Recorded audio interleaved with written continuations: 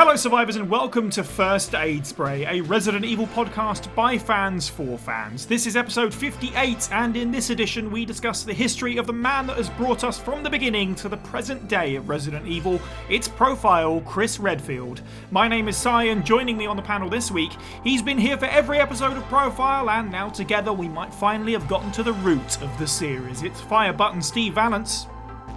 Ha ha ha ha! I understand that reference. Hi everybody.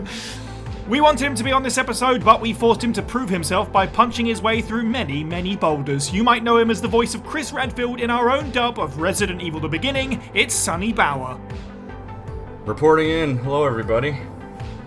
Every episode of First Aid Spray is recorded live on our Discord server, so join now to hear the show early and unedited and to become part of our fantastic little community where we discuss life, the universe, and Resident Evil. You can find a link to the server as well as all of our social media profiles at our website, faspraypod.com. It's the support of our listeners that keeps First Aid Spray going, so why not check out our merchandise or our Patreon page?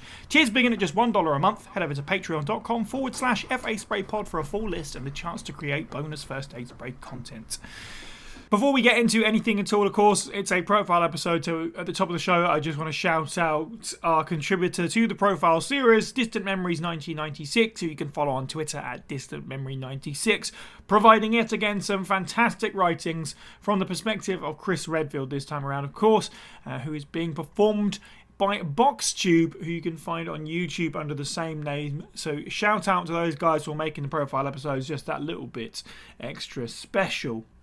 It's been a hot minute since we had an episode of the podcast. There's quite a lot of housekeeping to get through. First of all, thank you to our latest patron. Thank you to Yellow Gem Ecto for their support for the show. And thank you to all of our patrons for continuing to support First Aid Spray over the many months. Now that we've had a patron, we are continually putting out content early over on that side of things. For example, the Now That's What I Call Survival Horror episode of Dino Crisis is out there to listen to now for patrons, where Sherwin picked his top 10 tracks from that classic survival horror title. Meanwhile, several other episodes have since been Patreon exclusive that are now out publicly. The latest episode of Tear Death Experience, where we ranked the deaths of the various members of STARS. The that was a thing. The Street Fighter Film Club podcast is now out publicly. And we also put out a couple of experimental videos that we quite like the format too. Hopefully everyone else enjoys them, where we sat down and did wish lists for the upcoming Resident Evil Village DLC and RE-verse, talking about things that we'd like to see, things that we wouldn't like to see, and some bold predictions for those. Those are over on our YouTube, so go check them out now before the the DLC and RE-verse drops, or afterwards, and see how wrong or right we were. It's also probably worth pointing out that sometime in the last few weeks we also set up our second YouTube channel, somewhat migrating over from Twitch for the most part. So go check out First Aid Plays, which is where Itchy Painty is taking place every week, and there hopefully will be gameplay streams in the future as well. That's all from us. We have one hell of an episode, but we also have one hell of a lot of news to get through.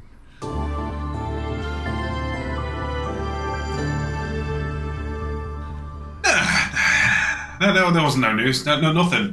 Only Resident Evil 4's gameplay and cinematic trailers have released, and there are now pre-orders available.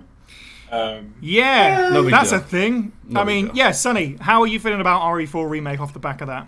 I'm feeling excited. I don't know if I don't think I've said it like publicly on Twitter or anything, but I'll just say it here, and it's going to be possibly used against me. I think it has the potential to be better than the original. Yeah, I'm in agreement with you. I think famously I've told the story about how Resident Evil 4, I was one of those pearl clutchers of not my Resident Evil when it came out, and I've warmed to it over the years, but this looks much more up my street. Sure, if this was the remake, if the remake released where the original did, I'd probably be easier with it because it's much more tonally like what I wanted to see. Sure, the combat is obviously much more action-packed, but, whatever. The tone looks great. The action does look great. They showed quite a lot of stuff. To be honest, I'm flipping my lid over here. I'm really, really excited for this, which surprised myself, to be honest. Steve, how are you feeling about it? It's not right, Resident Evil 4. No, I'm kidding. Honestly, it's pretty hype.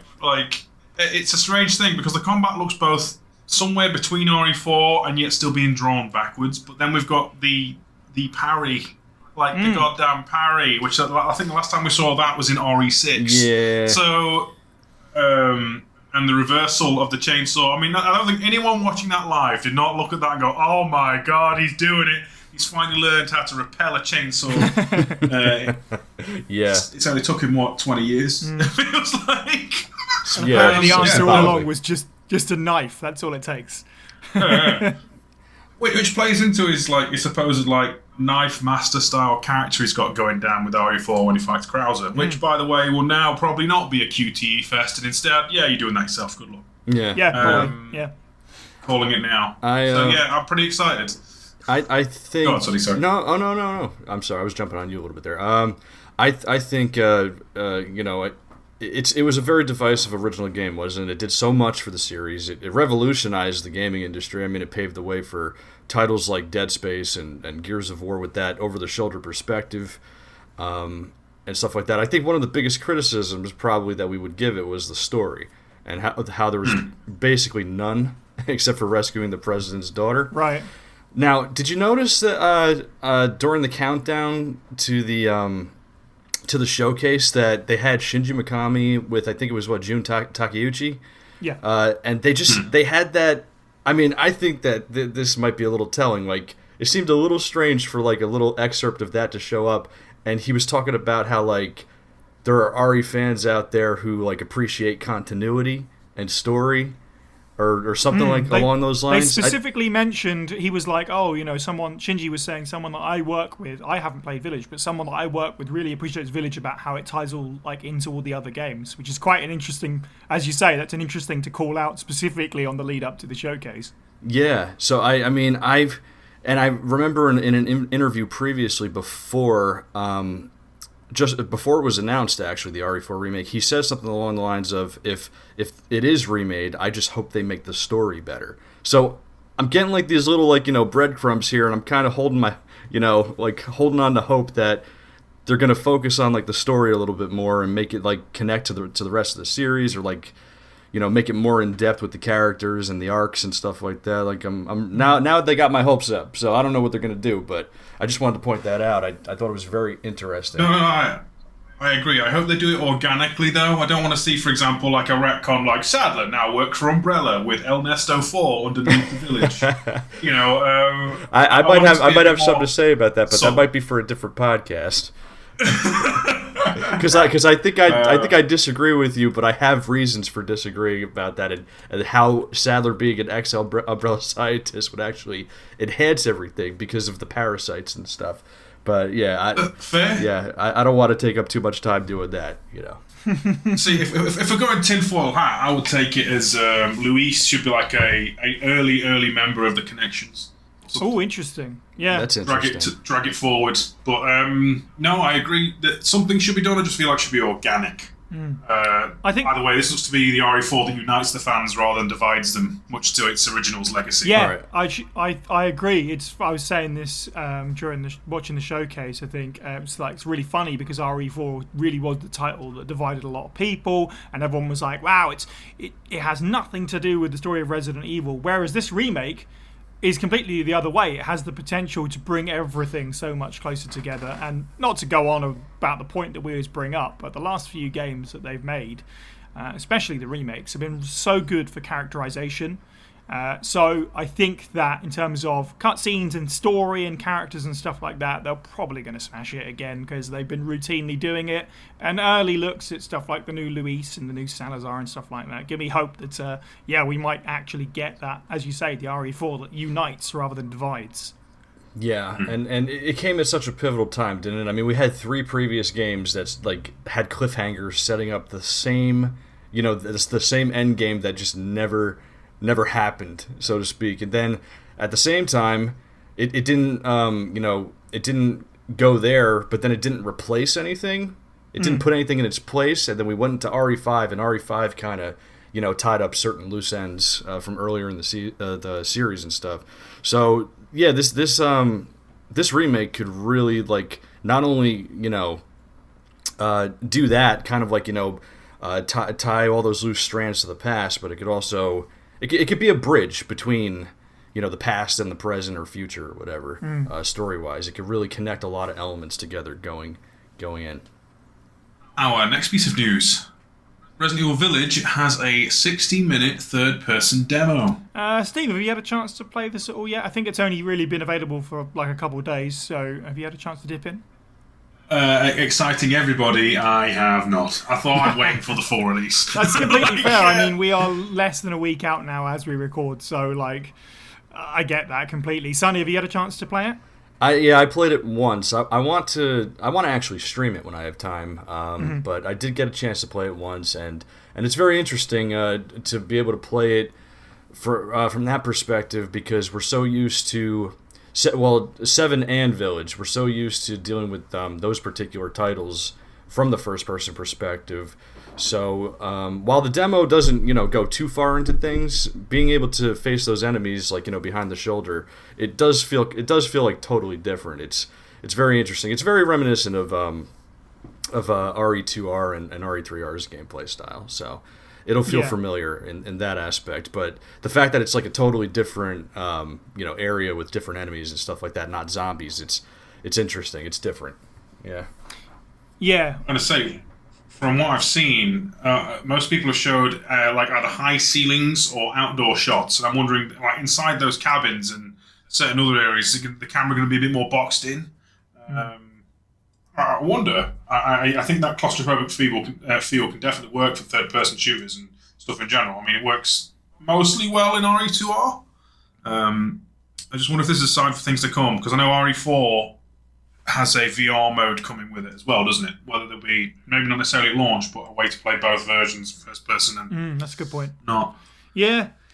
It's interesting because the demo, the sort of slice of the game that you get to play is actually the same kind of part of the game for the Nintendo Switch cloud version demo. So it's the sort of like jails or whatever, the cells underneath the castle, which is an interesting choice because it does give you that claustrophobic kind of feel, and it's definitely an interesting way to see how the gameplay feels with that change, how the combat feels with that kind of change to it. But bearing in mind that Resident Evil Village, a lot of its combat doesn't necessarily take place in confined areas. There are a lot of open areas like the village itself, the rooftops of the castle and stuff like that. So I think people are going to be, it's going to be interesting for people to kind of experience all the different kinds of combat and stuff like that it can potentially change, because the change is definitely going to be noticeable, let's put it that way. And as a general rule, of course, I think we all are fairly happy that this is a thing for accessibility reasons. If nothing else, it's cool that 100%. It exists. So looking forward to seeing everyone's kind of take on the full playthrough. Certainly.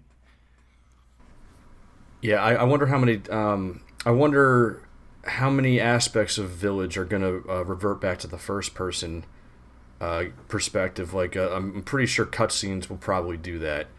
I'm not sure. I'm not sure how many times you get attacked by a certain character. I wonder if when the daughters grab you, and do what they do, bite you, stuff like that. I wonder if that's all going to be transferred to third person, or if that's going to switch to first person as well. It could end up jarring, if it keeps going back and forth like that. But I think the cutscenes. If I had to hazard a guess, Sonny, I'd think it would be kind of like when you're bitten by a zombie in 2 and 3, where it kind of goes up, not completely zooms in, but zooms in a bit for a quote-unquote hero shot of the zombie before they take a chunk out of you. Oh yeah, that would be a great way to balance it out, I think. Yeah. Yeah, I think that's the method they'll go for. But obviously I can't say that until I've played it, so this is just pure speculation. What a surprise. As we often do, right? And then sometimes we're pleasantly surprised. But we'll see. We'll see what happens when they release it, yeah. Speaking of pleasantly surprised, Steve, do you want to take us to the next headline? Don't worry, the moon isn't falling, the sky isn't on fire, but RE-verse still lives. It does. All the speculation that it may well be cancelled.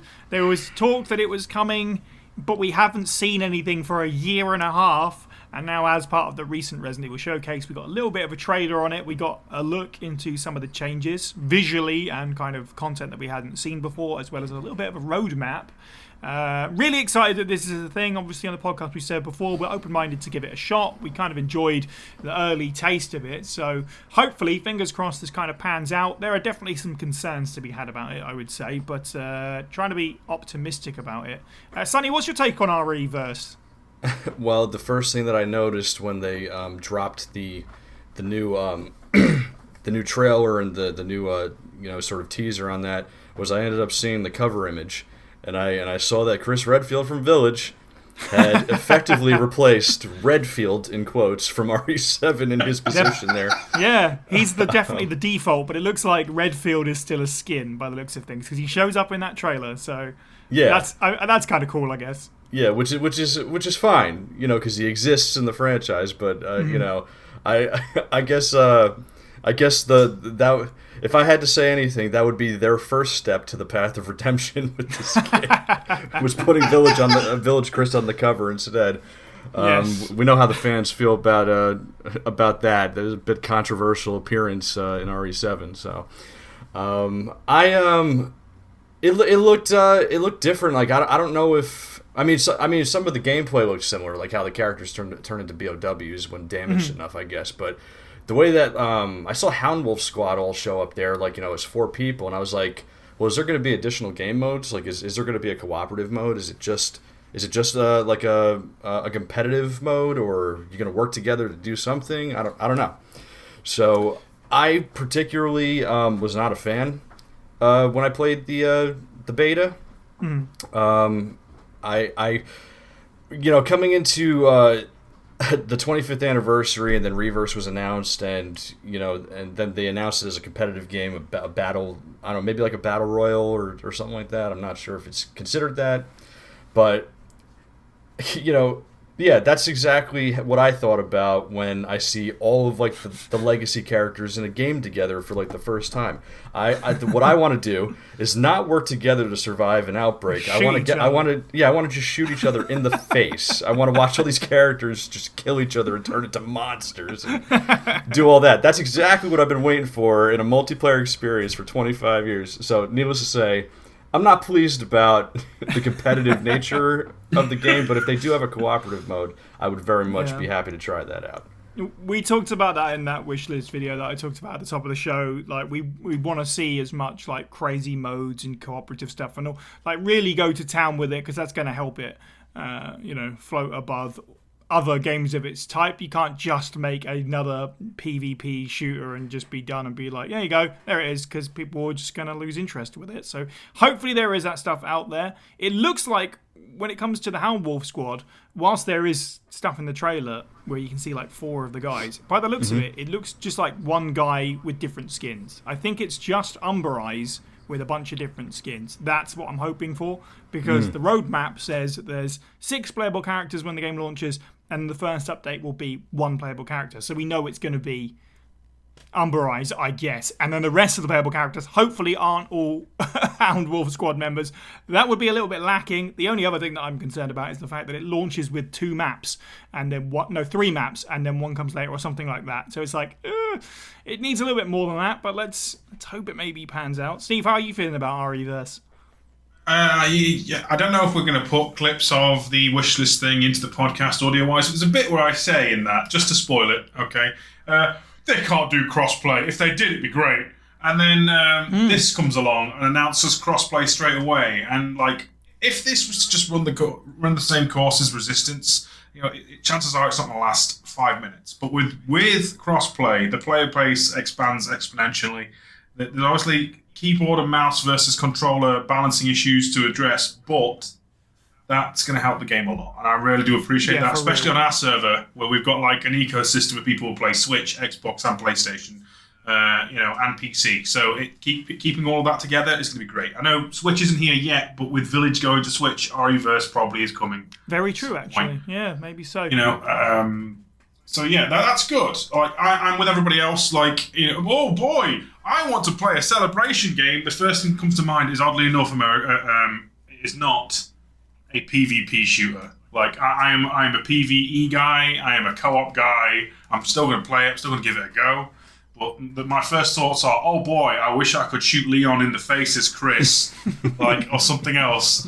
That part leaves me a bit whelmed. But if we have enough people and there's enough crazy stuff going on, I'll forgive it. Like, I believe the maps are RPD and is it Baker Estate, or am I talking out my backside? Yeah, it looks to be the Baker Plantation or whatever, that general area. The house is definitely in there, and there is a village map as well, definitely.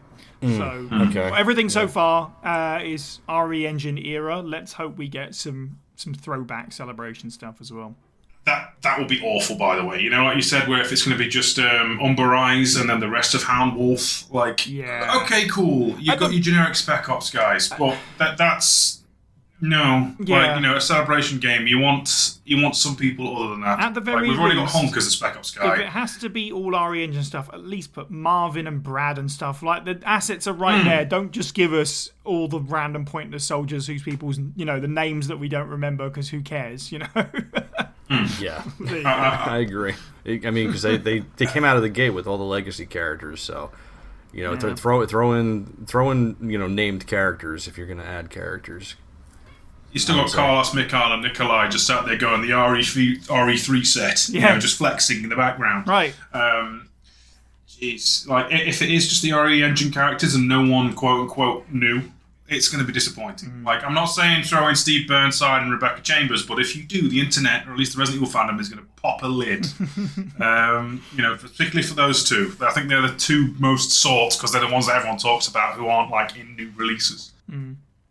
All right, well, that's a chunky bit of news that we've tried to breeze through because we have one hell of a subject to talk about in this episode. It is, of course, the profile episode it's all been leading up to. Profile Chris Redfield. And now, reading original writings by Distant Memories 1996, who you can find on Twitter at DistantMemory96, in character as Chris Redfield, Box, who you can find on YouTube at BoxTube. The world that we live in is far from a perfect place, but that doesn't mean that it isn't something worth fighting for. In truth, the world doesn't have to be perfect, but one thing that it must be is safe. Safe for everyone. From those who wish to cause others harm, a goal that can only be achieved through sacrifice and teamwork. I've come to learn that safety in itself is something that must be constantly maintained, day in and day out, no matter the cost. Since I was a young man, I've always had to fight for what I believed in, and for those who are unable to fight for themselves. My sister and I lost both our parents at an early age, and it was my job to protect her from the dangers of the world. I taught Claire everything I knew on how to fight and survive. This deep personal belief that I live by to always try to do the right thing, even when it can be the most difficult decision to make, is something that has stuck to me like it was tattooed to my soul. This is why I chose to become an officer for the Raccoon City Police Department. The opportunity to become something bigger than myself, to stand for all of those in the world who are broken, beaten, forgotten, and most of the time voiceless, was something that undoubtedly struck a chord in the moral code of my life. Prior to that, I had been enlisted as a member of the United States Air Force, where I learned how to fight for peace and protect the sovereignty of this nation. I thought that my place was flying over the skies of our enemies. In the end, I was disregarded and dismissed just as fast as I came in, finding myself kicked out after several heated disagreements with the Air Force's top brass. The experience wasn't for nothing, though, as many of the same principles and codes of conduct were recalled once again as I went through the police academy. After 26 long weeks of rigorous training, I ended up joining one of the most elite special operations groups in the country. The Special Tactics and Rescue Service, or STARS as they call it for short, was formed in collaboration with Raccoon City's Mayor Michael Warren and Raccoon City Police Department's Chief Brian Irons. The team is made up of those who hold various backgrounds, from military to medical and everything in between. Each one of us was carefully selected for one reason or another, but in short, we are the best at what we do. We're definitely a rowdy bunch at times, but I have faith that we have the skills and conviction to see that justice is served and fears are laid to rest. We were divided up into two distinct squads, Alpha Team and Bravo Team, each with their own respective captain, which could be sent out either separately or together on missions as requested by the department. I was placed on the STARS Alpha Team alongside my friend Barry Burton and Officer Jill Valentine, Joseph Frost, Brad Vickers, and our team's captain, a tall man in black sunglasses named Albert Wesker. Our current mission, which has been dubbed by those in the STARS office and local Raccoon Times alike as the Cannibal Case, began around late June when the first incident of its kind occurred. We've been dealing with a string of mysterious disappearances and wickedly violent murder cases which has plagued Raccoon City for most of the summer now. The residents of this town are often too scared to speak when asked about it, while some try their best to ignore it, hoping that the lock they put on each night is enough to keep the monsters away. I just pray that we bring these killers to justice soon. The longer we wait to find them, the more bodies end up going missing, or in worst cases, found viciously murdered somewhere in Raccoon City in the dead of night. Alright, so we have arrived at the Chris Redfield special. This is gonna be a hell of a thing. It's probably gonna be chaos. We're gonna be try and get our points across concisely if we can, but as you all know, Chris Redfield is probably the character that has appeared the most in terms of Resident Evil games and media. We will just be talking about game appearances for the most part, games and, officially licensed spin-off stuff, so movies and, the stage. But we couldn't talk about manga and stuff like that because we really would be here forever. So we've got about 11 entries to get through. And to break up those discussions, we also, of course, have lore that takes us here and there, as always, supplied by the ResidentEvilPodcast.com, specifically from their encyclopedia section now. So, as always, if you're looking for Resident Evil lore, it's pretty much the place to go, so shout out to those guys. So, before we get to our first Chris appearance to discuss, I have quite a bit of setup, so please bear with me. Chris was born and raised in New York alongside his younger sister Claire, but a tragic accident robbed them of both parents, leaving them as orphans. As the elder sibling, Chris became deeply protective of his little sister, and this shaped his personality and strong beliefs in later years. He grew up a confident and intelligent young man, training as a pilot and choosing a career with the United States Air Force. It was during his Air Force days that he met and became friends with Barry Burton, and they remained close companions ever since. He also became acquainted with Forrest Speyer and Jill Valentine. But he was the type of man that valued human life over following orders, a stance not always in harmony with the military mindset. Chris slowly became disillusioned with life in the Air Force and was unable to reach a compromise with his superiors, so he chose early retirement and was honourably discharged in 1995, eventually leaving on good terms. He took time out and became a drifter and spent his days wandering from town to town trying to find a purpose in life.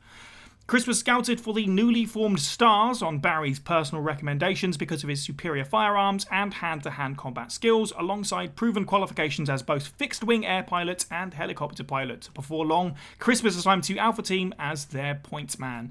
In the summer of 1998, bizarre murders and strange disappearances had begun to occur on the outskirts of Raccoon City and surrounding Arklay Mountains. Eventually, the STARS were assigned to investigate, and Bravo Team went in first, only for all contact to be lost a short time later.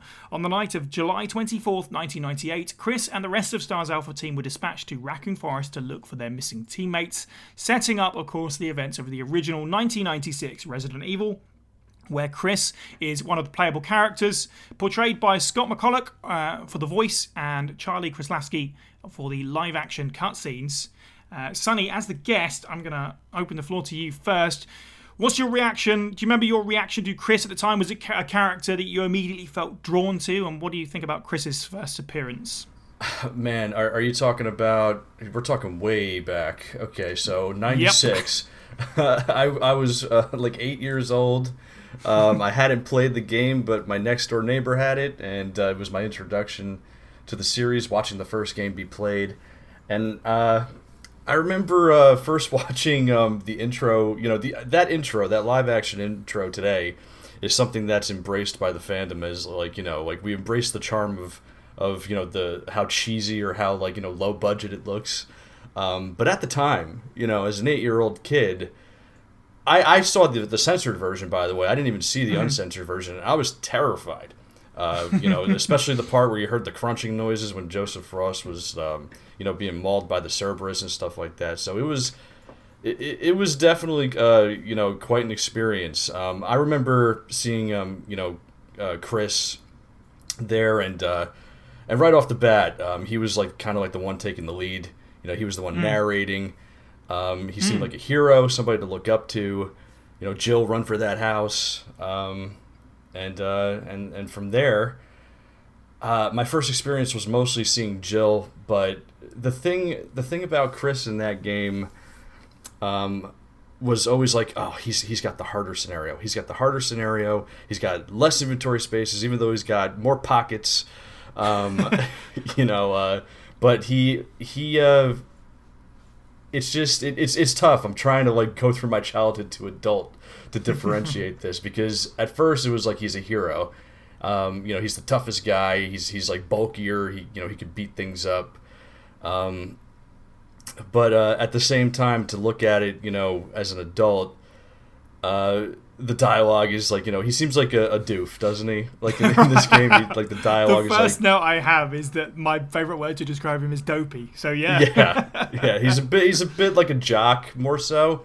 Yeah. In this one, we'll eventually, get to the remake and stuff, but his character, he's very tough, obviously. He could withstand damage more than Jill can. The weird part of not having the inventory stuff is for gameplay balancing purposes, of course, but just right, the quality of the writing of the game and the acting, it's outdated at this point. Right. I can't talk about it without going into what I view it upon as being improved with the remake, but to go on a baseline level, he's very protective of, he meets up with Rebecca in the mansion, and he's very protective of her, very much like looking after his sister Claire. To draw that parallel, I thought that was a nice touch, because he probably sees Claire, in Rebecca when he's looking after her. And then alone, he does a lot of things alone without those extra, I guess, Barry moments that Jill gets. In her scenario, there are times where Rebecca helps out, it could be curing the poison with the snake or making the V-jolt for Plant 42, but just some of those basic things like the ceiling trap, you have to find the broken shotgun. So Chris is very much having to rely on himself to get through his scenario. And I thought, even as a young kid, that was like very heroic, something to look up to. I just he's been one of my heroes ever since. So we'll definitely get into detail more with the other stuff. Yeah. Very good points. I think I hadn't necessarily thought about the fact that, as you say, he does the voiceover at the beginning, so it instantly puts him out there as the protagonist, the hero, and the fact that he does spend a lot of the game by himself. Something that I always liked about, and this is more, I guess, speaking about the game overall, maybe more than Chris, but the fact they put Chris on equal footing, like in Jill's scenario, he can be saved by Jill. He's she's the damsel in distress or whatever in one scenario, but also the other way around. He's whatever the male equivalent of that is as well, which is nice. Same thing with Rebecca. Obviously, as you said, he feels the need to be protective of her, and why wouldn't he be, considering the situation that she's in as a young woman, very much out of her depth, and that comes across in her character, but vice versa, she also gets to save him. So he's never put on this pedestal of he's the ultimate unstoppable being, which is, that's why I'd definitely say in his defense, he's not like a big macho stereotype. The box art character, debatably, not Chris, whatever, but the guy on the box art has this big macho guy with gigantic gun energy. Nobody in the game has that. Nobody in the game is that guy. Not even Chris, who's the playable main character. You'd think if anybody would embody that trope in the 90s video game and movie space, it would be the male protagonist. But no, he's just like he's a human guy. He's a flawed man, and he's kind of a dope. And he finds himself in this situation where, he has to take charge of the situation because there's not really anyone else around him on his scenario, in the same way where Jill and Barry get to work more like a team. Not that I'm saying that him and Rebecca don't, but it feels very separate. Steve, how do you feel about RE196, Chris? It's a hard one. Jill gets more item space and more guns. No, honestly, I have a lot of love for RE1 Chris, like OG Chris, because he's got that weird mix of anime dude bro and also is just a straight out-and-out hero. It's like, what if Yamcha from Dragon Ball didn't suck and was a cop? That's probably a very niche reference, but, is cool, acts cool, but also a bit of a goofball. Like, I think what everyone said has been pretty much on the money. Like, to me though, he doesn't feel like a cop. He's just a guy who's there with his team, who disappear. It doesn't have a police officer vibe so much as a generic hero guy. Like, whoa, let's go fight some monsters. Only without ever actually saying those words. Something. It's go on. Sorry. Yeah, no, just a thing I wanted to point out when we were drawing the comparisons of who saves who and stuff like that. I'm not sure we get a moment in RE1. I'm trying to really think back, like where Jill like legit saves Barry. Like there's a Barry moment with Chris where he saves Rebecca from that hunter. Like that's the moment, like as Chris, like that it's like his Barry, saving Jill, but for Rebecca moment. I'm trying to remember if there's like a Jill moment that you get in that game. So that might be one little aspect that you could it determines whether Rebecca lives or dies. I don't. You've got a choice-based system in Jill's where like Barry could live or die, but I don't think it's a heat of the moment sort of like you got to save him. So that's something that they kind of like made distinct in the game with that, and yeah, I agree with Steve. He doesn't, and you as well, Si. He doesn't have like that super I guess like maybe like 80s like Rambo or absolutely or Dutch Predator type macho vibe that the cover character does. Not Chris, possibly Richard, maybe not Richard, whoever the hell it's supposed to be. Yeah, Judge Dredd, that's who it's supposed to be. It's Judge Dredd, but Sylvester Stallone. Right, and he doesn't have that vibe. He if I were to say that he had any vibe, because I honestly, it's just my personal deduction at this point, between the first three original games, taking elements from like the 80s and the 90s action style stuff.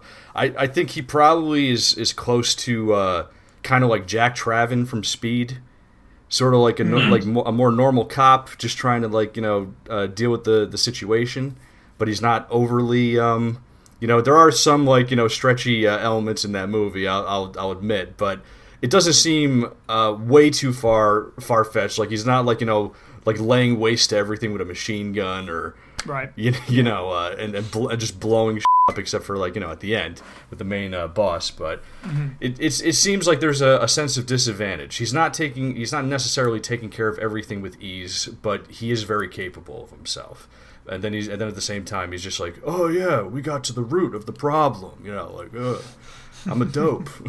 So yeah, it is. Let me play nice guy. Go first, Jill. Yeah, it's so hard. It's almost like you got to dumb down the conversation for RE96 because we get the more, I guess, more streamlined version with the remake. So it's hard to distinguish sometimes. But yeah, indeed. There you go. Steve, any more thoughts on 96 before we do move on to the remake version? Scott McCulloch's voice, like he does a lot of other PS1 stuff, and unfortunately, he will always be. That's Chris Redfield. That is, even when it's like Richter Belmont, Symphony of the Night. That's how attached that voice is to that character. It's weird because I know we're all like glazing over it in the writing, but he has a weird charm he doesn't have with the other variants in that he's a bit goofier. Like leaning into the crap puns. And maybe it's the anime haircut and character art, but he just feels like a lot more younger dude bro than every other version. And we don't ever have that kind of character again until arguably Remake 3 with Carlos. Interesting. So I think as a standout charm for me there, like that gives me a little bit more love for OG Chris than a lot of people give him credit for, because he's a bit more standout than his future counterparts for different reasons.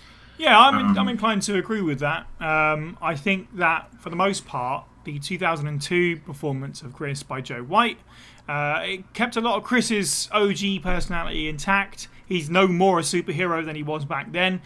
Okay, he's a bit more handsome, but really, he is just like this soft and gentle and unassuming kind of guy, and Joe does all of that wonderfully, as we all know. Great performance as Chris. But if it's missing anything, it's missing kind of like a bit of the silliness, and maybe that wouldn't work because tonally Remake is a bit more serious and very dark and drab in places. Obviously they toned all of Barry's ridiculous right down. I mean, he still makes some crap jokes, but they're a bit more realistically said by an actual human being. Yeah. I'm no stranger. Well, if you know me well enough, I'm very passionate about how I think that the remake cast for those characters are the best versions. Like ensemble, like I think that they all have the right type of voice without veering too far off into like a stereotype or some type of like quirk. If that makes sense. Yeah. You know what I mean? Like that's always been my viewpoint with the cast of those characters. Like Barry has what I still consider a Barry voice. It's just not as heavily like, oh yeah, I'm a dude with a beard and a big gun. Yeah, look at me, and stuff.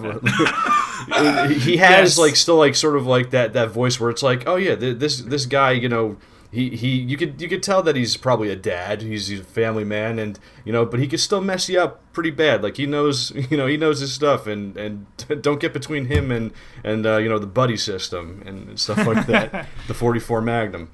So I agree, and the same certainly goes for Chris as well. Even though they've toned away certain parts of his personality, you can tell that it's Chris. That's Chris Redfield. This is a really good Chris performance for me because again, he just feels like a realistic man. Like in the '96 version, he seems like a real person rather than, again, he's not. He could have been a macho stereotype this time as well, and they just gladly avoided that. My only downside to this is I don't necessarily see this version of Chris Redfield as the guy who goes against his Air Force superiors and goes back to the RPD afterwards and punches a guy. He's brave and he's headstrong, certainly, but I don't see him being that. I don't know what the word is for it. But he feels a bit more by the book. Yes, like I'd good say cop so. as opposed to roguish drifter cop. I think one of the flaws of Remake, I think, is that the characters. Like the writing, it seems to be like they've really toned it down, from being quirky, and sort of over the top. But it might come off as a little flat because of that.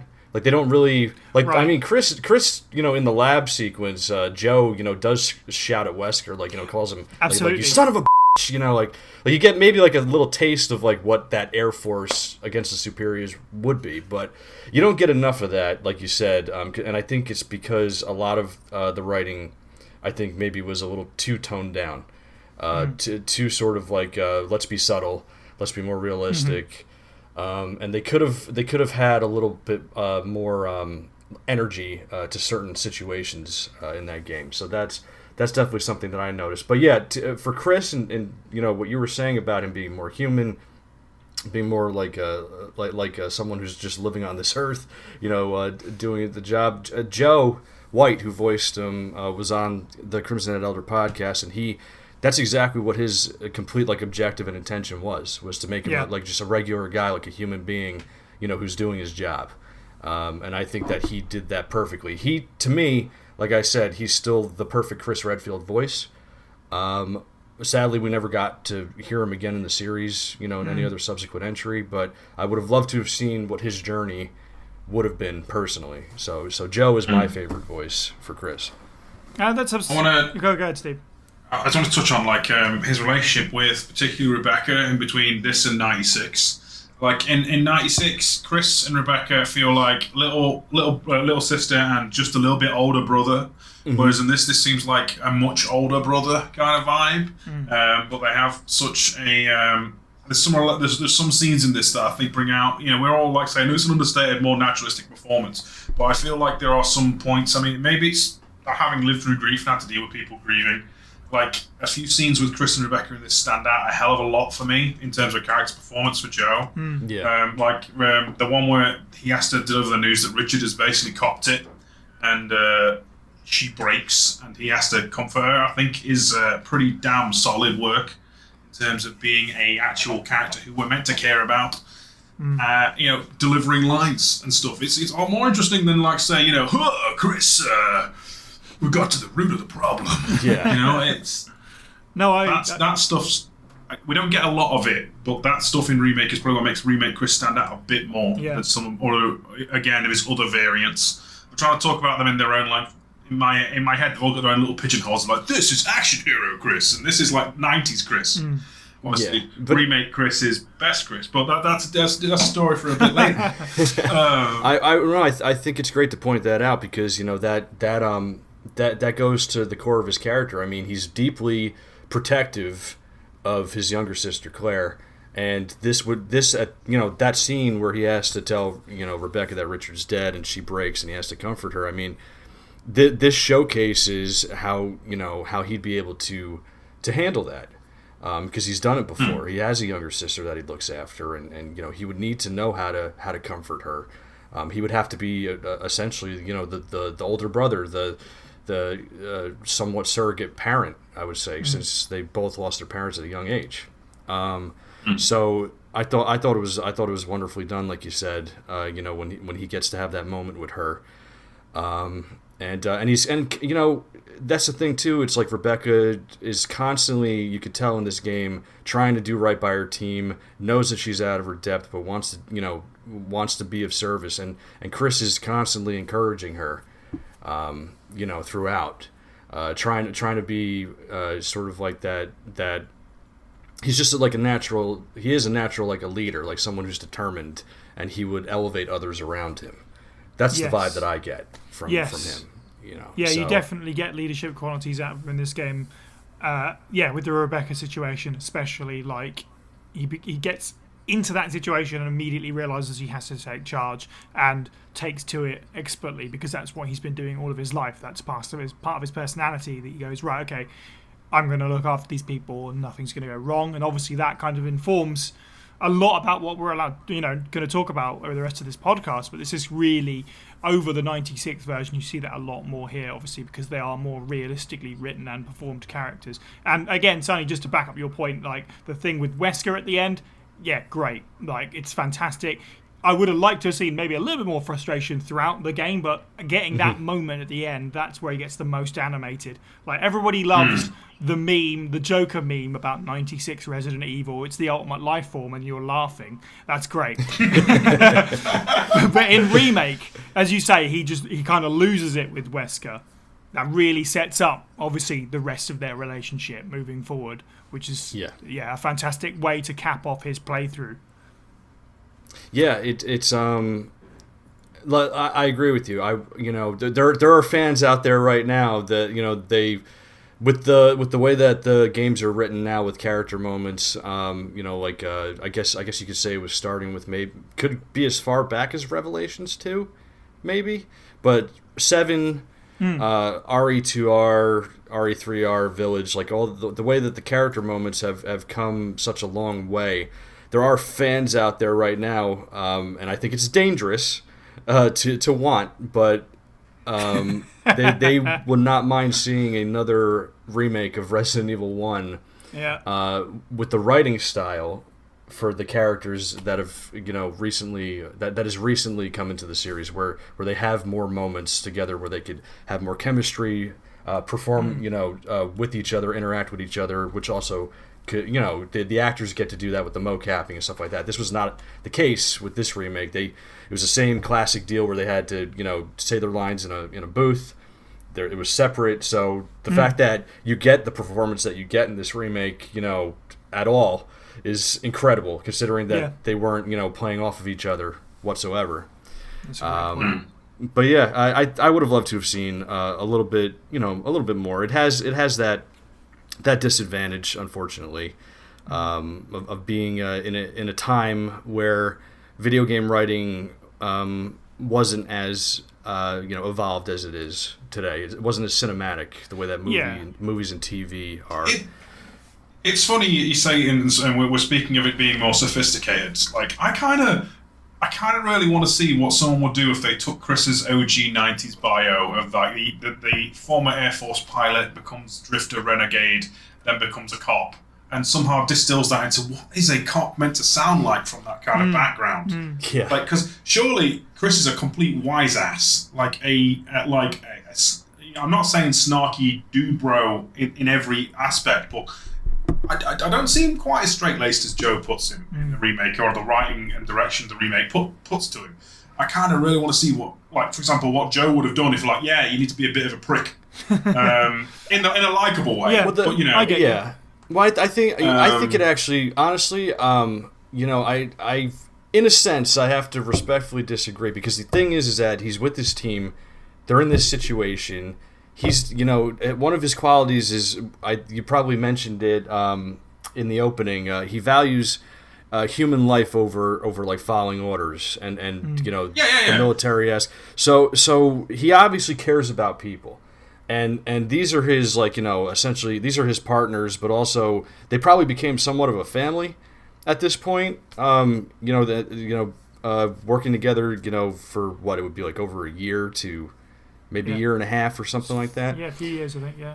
Yeah. So the smart alecky stuff, to me, with it, you know, with the way that he's determined and his personality being so like stubborn and headstrong and stuff like that. Yeah, I guess I don't know if I would see it on the job.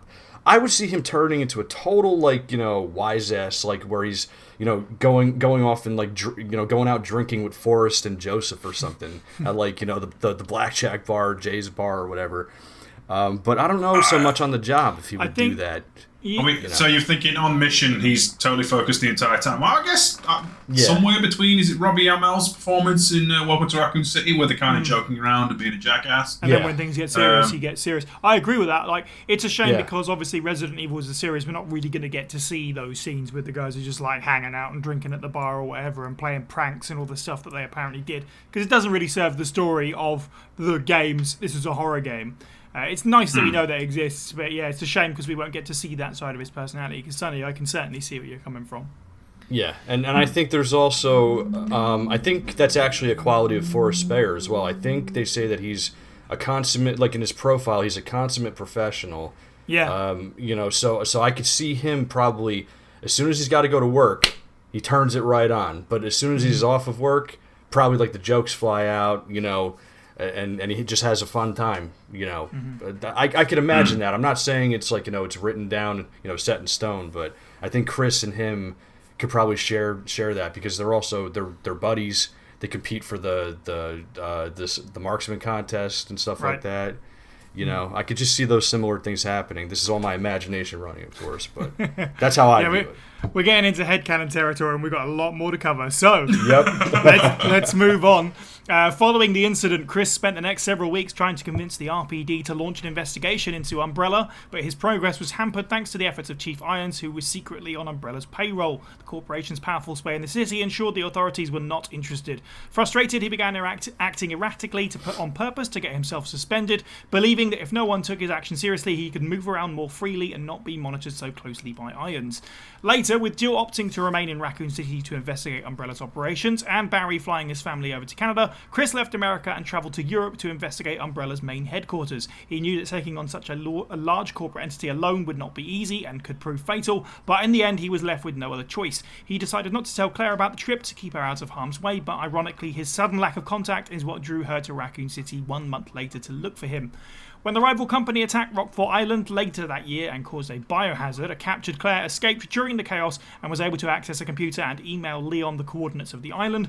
Leon immediately passed these on to Chris, who then asked him to organise a rescue mission before setting off alone to find her. He chartered a small boat and set off wearing a new prototype STARS uniform that he was originally asked to trial as a mark of respect to his fallen teammates. Of course, this takes us to Resident Evil Code Veronica, Chris being the second playable character that kind of switches to about 2/3 of the way through the game, as portrayed by Michael Philipowicz in his Oni performance as Chris. Steve, how do you feel about Code Veronica, Chris? Can we just take a moment and appreciate perhaps one of the most badass opening introductions to a character? Hell yes. Yes. This is where you know Chris is the hero of the series. Yes. Like truly the hero of the series, yeah. He's been missing in action for 3 games, you know, technically, you know, 2, 3, Survivor. Yeah, sure. Yeah. And he comes back. And not only is he coming back, he's come back with a massive sweeping military march theme, and he's climbing a mountain with a backpack full of guns. Like, this is some This is some Doom guy of 2016 era level madness we've got going. Oh, he's dropped the bag. And he's, but never he mind. still looks cool. Yeah. He still looks cool. And he's a man on a mission to rescue his sister. There you go. Yeah. Here's the crazy part, though. After that moment, which is a fantastic moment, right? He's probably the sanest person in an insane game. Like, I feel like he's the he's the 90s cartoon character in an anime. Like, he's an American cartoon character in an anime, for a better term. He's a little bit saner than everyone else feels around him. It's almost like he's an anchor for it, because I feel like as a result, he's a little bit not extra enough until a certain showdown, which may or may not characterize the entirety of his next future bodybuilding kind of things. Like that, his interactions with Wesker in this, especially the first reveal, like, you're still alive. It's that kind of level of crazy shock and general rage is pretty good. And the actual showdown, I think, like, everyone was like buying Code Veronica X just for this. I love that sort of metaphor of like the American cartoon character in an anime. That's perfect. Yeah. That is perfect. I agree, though. Despite looking and totally sounding anime. Yeah. I agree. I think, if I'm honest, this might well be the most boring Chris. He's totally functional, but he doesn't have loads to do. When he does have something to do, the scenes with Claire are really nice. And the Wesker bit, as you mentioned, that is the best bit. And again, this is where you get some of Chris's rage again, and you actually see a bit more of this now, especially because of Code Veronica X, where you have this face-off between Chris and Wesker, and I really love that he gets his ass kicked in this to set up the future. It's like a painful 9-year wait from this point to Resident Evil 5, but I'm really glad they didn't have Chris versus Wesker at the end of this game just tagged on and it's over. The fact they actually used this to build something up is great. So this game, whilst I feel like the Chris stuff is a little bit understated, right at the end there, it's really good setup for the future. So I'll give it that much. For the voice, not massively keen. It's serviceable. It's fine. If I think about it too much, he sounds a little bit like a teenager to me, which I'm not massively keen on. But otherwise, there you go. Sonny, how do you feel about Code Veronica, Chris? I'm conflicted because he's a hero through and through. I mean, he's the character that's going to come in and save the day, right? Like, Claire's the one. She feels more central to the game in terms of what's going on. But she's in a predicament and needs rescuing. She's in trouble. She's got Steve there. They're both trying to get out. But Chris is going to come in. He's going to be the hero. So that to me, seeing that after RE1 and being, God, what was I? I was probably like 12 at this point, or like or something, or 13 by Code Veronica X. It was still something to look up to. It was still inspirational. He was still my hero. And I'll even get to the very, very end to really capitalize on that in just a moment. But it's being able to play as him throughout the game. You could tell the difference. He gets he handles things more capably than Claire does. He gets more of an arsenal, I would say, than Claire does, like a more powerhouse of an arsenal. Yeah. When it comes to rescuing Claire and having to, he's right on it. Like he's warm, to her, and he's like, it's great to see you, like that. But then his instinct kicks in. He's like, we got to get out of here. We can't stay here. It's dangerous. Let's go. Stuff like that. So he's showing all of his qualities here. And then even when Claire says, that she got captured with somebody else, he was willing to still stay to find Steve as well. Mm-hmm. He again values human life over the mission or the job or himself, so to speak. Mm-hmm. So he was willing to actually find Steve and rescue him, and get them both out of there. But then of course he's got to deal with Wesker on the other hand, and that reunion, that first scene, like you said, he's got the Wesker still alive. It's so over the top. Like, I can't say that I enjoy the anime voice. It sounds like he could be kind of like maybe like a more well put together Brock from Pokemon or something, like that type of 80s. Like, let's We got to go do whatever, like stuff like that. So I'm not a fan of that type of voice. No offense to Michael on that, but it was jarring to me. But to see him go up against Wesker after this, and to build on the rivalry that they would eventually, do down the line and conclude down the line, I thought it was great. I thought it was great to connect it back to RE1, and to build upon that, because the character connection stuff is something that I always was a fan of with the series. I thought it always stood out, even way back, like late '90s, early 2000s, for these games to start having these character moments to build upon with these sequels. And the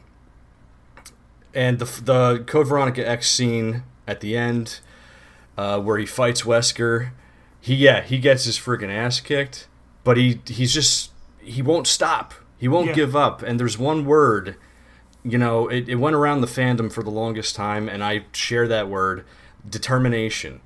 He's definitely, without a doubt, likely the most determined character in the entire series, and we'll get to it in RE5. He even directly addresses this, but he's just so determined to not give up, and I think that's something that you really it's Code Veronica first showcases that more so than I would say like RE1 or Remake does, in a story sense and in a character sense. Not so much like the gameplay is like you never give up. You have to get through it. But in a story sense, you see that he's not giving up, and he's determined. Wesker's like just slapping him around. And a slap from Wesker is like probably almost like getting hit with like a rock or a brick or something. Right. At this point, since so the man blocks a steel bar with no effort, taking 6 punches to the face. Ain't no small feat. Chris has got a jaw still on. That's amazing. Yeah. Yeah, exactly. So it's the fact that he can stand up to the villain, and the fact that they brought his unwavering value for human life and caring about other people. He says that line to Wesker. He says, God, what is it about the STARS members? He says, "I'll end this once and for all. Say hello to my comrades who you've killed." Yes. Yeah. So he's it's just. Those are just like the qualities that I look for, like in an inspirational, a hero or something to look up to. At the very end, when after he has his little run-in with Wesker, this is something that I brought up occasionally. You guys might not have, the two of you might not have heard about that. He does, he's escaping in the elevator. Everything's exploding around him. It's a very heroic scene. And then the elevator opens up, and basically the explosion, like he jumps like 20 to 30 feet onto the fighter jet. And then no ribcage left. Yeah. Jibs. Yeah. So he does that. He does that, and then he has that little line like, "Hey, I always keep my promises." And I just thought it was I thought it was charming, to have that moment with Claire. But the idea that he, at that point, this is what, 2000, 2001, between the two releases, right? Mm-hmm. We're not even into RE4 territory yet, where like the action's really gonna get amped up. For me at that time, in that, before pre-RE4 or whatever, to see him make a jump like that, I'm like, there's no guy who could do that but Chris Redfield. And then, of course, RE4 comes out, and you got Leon jumping out of second-story windows like it's, like it's just a regular day. It's like, yeah, it's just part of the job. We do this every day, stuff like that. So that really just, kind of like already got rid of that aspect. But at the time, I could always remember, seeing Code Veronica and being like, yeah, there's no one who could do it but Chris Redfield. Like, he's the guy. So that really caps off, like, my culmination of what I think about him in that game. I think I feel a little bit bad now about necessarily describing him as the most boring Chris, because you said a bunch of things there that actually I really appreciate, like what they did for his character and staying true to who his character is and what they've been building him as. Like you say, he kind of went to this island to save Claire, and she goes, "Oh, there's this other person that needs our help," so that becomes priority number one now. Which stuff like that I really like.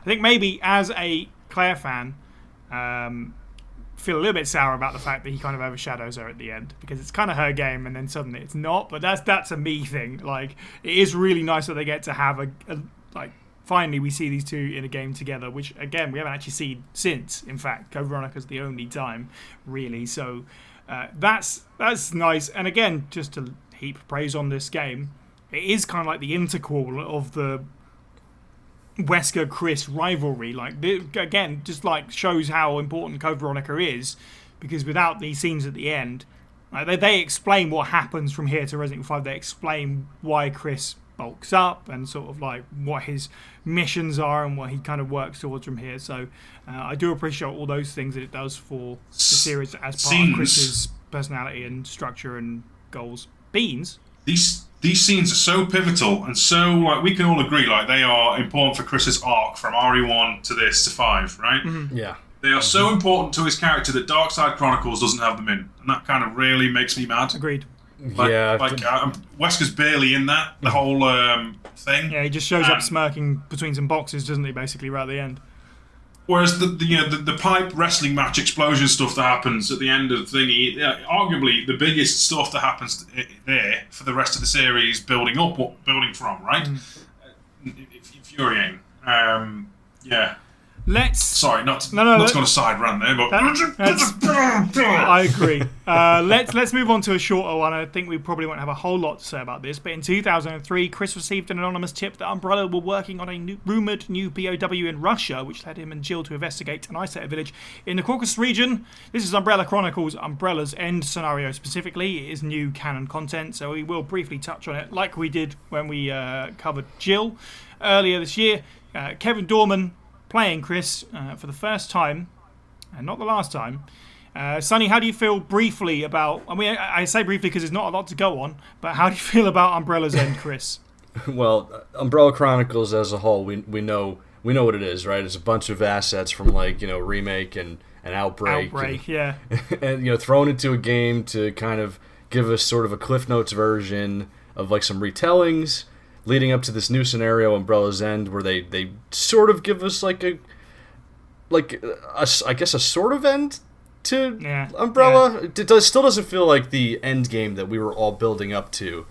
What do you mean? A random scenario on a run-rail shooter doesn't feel like the end of a long story arc? What are you talking about? Yeah, I for one thought that Resident Evil would end in a rundown factory somewhere in Russia with a character that has only appeared in that one game. Yeah, I feel like this game was a reaction to RE4 coming out and Umbrella being taken down by the stock market in the first minute and a half of that game through Leon's narration. So I feel like they felt the need, like RE5 was being developed. It was going to be like the end of Wesker, as we come to find out. So they really did like a Wesker sort of an Umbrella-centric game to really, I think, bridge the gap between Code Veronica and 5, since RE4 really wasn't the one to do that. So when it comes to this, it was great to... The game is still weird to me. Like, I have a weird nostalgia for this game, but it still almost doesn't feel real. Does that make sense to anybody else? I don't know if it's the aesthetic of the game, the style of the game, even the soundtrack is a little out there, with the remixes of like familiar themes, but to me sometimes it feels like the game is like a weird like dream. But you get to see so much that you didn't get to see in the official titles. So the scenario Umbrella's End, Chris is, I would say Kevin Dorman's performance is very much a continuation of Code Veronica's type of Chris. He sounds similar to Michael in a way. He's got sort of like that crisp voice, like we'll just take out whatever they throw at us, like that type of voice. He's very, he's heightened, he's determined, he's got like that flair to him that I think started with Code Veronica, and I thought it was great. I don't think the voice in particular, like I said, like the type of voice is something that I would subscribe to, but I love the energy and like what his character was all about, because he was all about like, we're going to take him out, and that's what the attitude was at the end of Code Veronica. So it was great to see that. But really, if we're only talking about Umbrella's End here, it's great to see that he's doing a mission with Jill as his partner. Yeah, that's fair. I wish we could have gotten more of that in the mainline games, which we really didn't. A little bit, but they've got some interactions going on. It's not really the best writing. This is a low budget game, and then they kind of just face off against Talos, which is just a giant, huge. I don't know. It must be a mishmash of like every tyrant to like Nemesis to whatever. Like the perfect tyrant bioweapon soldier force of the entire series. He's got organic stuff. He's got mechanical stuff. He's got a giant rocket launcher. Whatever. So Chris, and Jill overcome this, and it further showcases that really nothing's stopping. If we're talking about Chris in particular, nothing's stopping him. Nothing's getting in his way. Everything they throw at him, they just can't get in his way. I think it's fair. Like as you say, it's not a whole lot to go on here, but it is nice to see him with Jill and a little bit of banter. But there's again not much you can do with an on-rails shooter, particularly. Kevin Dorman does fine. I agree with you. It is very much a continuation of the Code Veronica. Chris, my only other note really is that it's nice to see remake Chris's face model in a unique outfit. I like the snow cup. Yeah. It's the same with Jill. It's cool that they get their own unique look for this one scenario. So, Steve, I feel like Chris is too confident. I feel like there is it's a rail shooter personality and stuff. Everyone feels a little bit too, I can kick everything's ass. And it doesn't help, really. Having Jill and Chris together throughout the entire game is a nice experience, having them banter with each other. But it kind of feels almost like they're not quite true to character, which is weird, because Patricia Jarlee as Jill is great at 5. She's just... not the greatest in this. And then you put Chris alongside, and they're both a bit too wisecracky for me. Like, I feel, we just needed a bit. It's like RE1 Chris has come back, but there's just some of the camp is lost, and it doesn't quite gel for me. Does that make any sense? Yeah. And like everyone, it could have been I like think a I've already symptom. said, like, oh yeah. It could have been like a symptom coming off of RE4, with Leon's one-liners and wisecrack. I'm just gonna say that, from my perspective, seeing how the series has evolved. A lot of things over time. I think that when the series started, there seemed to have been a lot of distinction between the characters. Even if it wasn't the most in-depth writing, it still seemed like the characters were different from each other. And as the series sort of evolved, into the action, side of things with 4, 5, 6, and then even to this day, with like the remakes coming out and some of the other stuff. I see characters bleeding into one another. I see them sharing traits. I don't see distinction. The personalities sometimes come off eerily similar, and how they deal with things and how they react to things. And I think it kind of did start when things like took the action turn, because once you start overpowering the characters, they're kind of going to end up, being the same. They're going to just be the hero that comes in, cracks a one-liner, and kicks some ass and leave.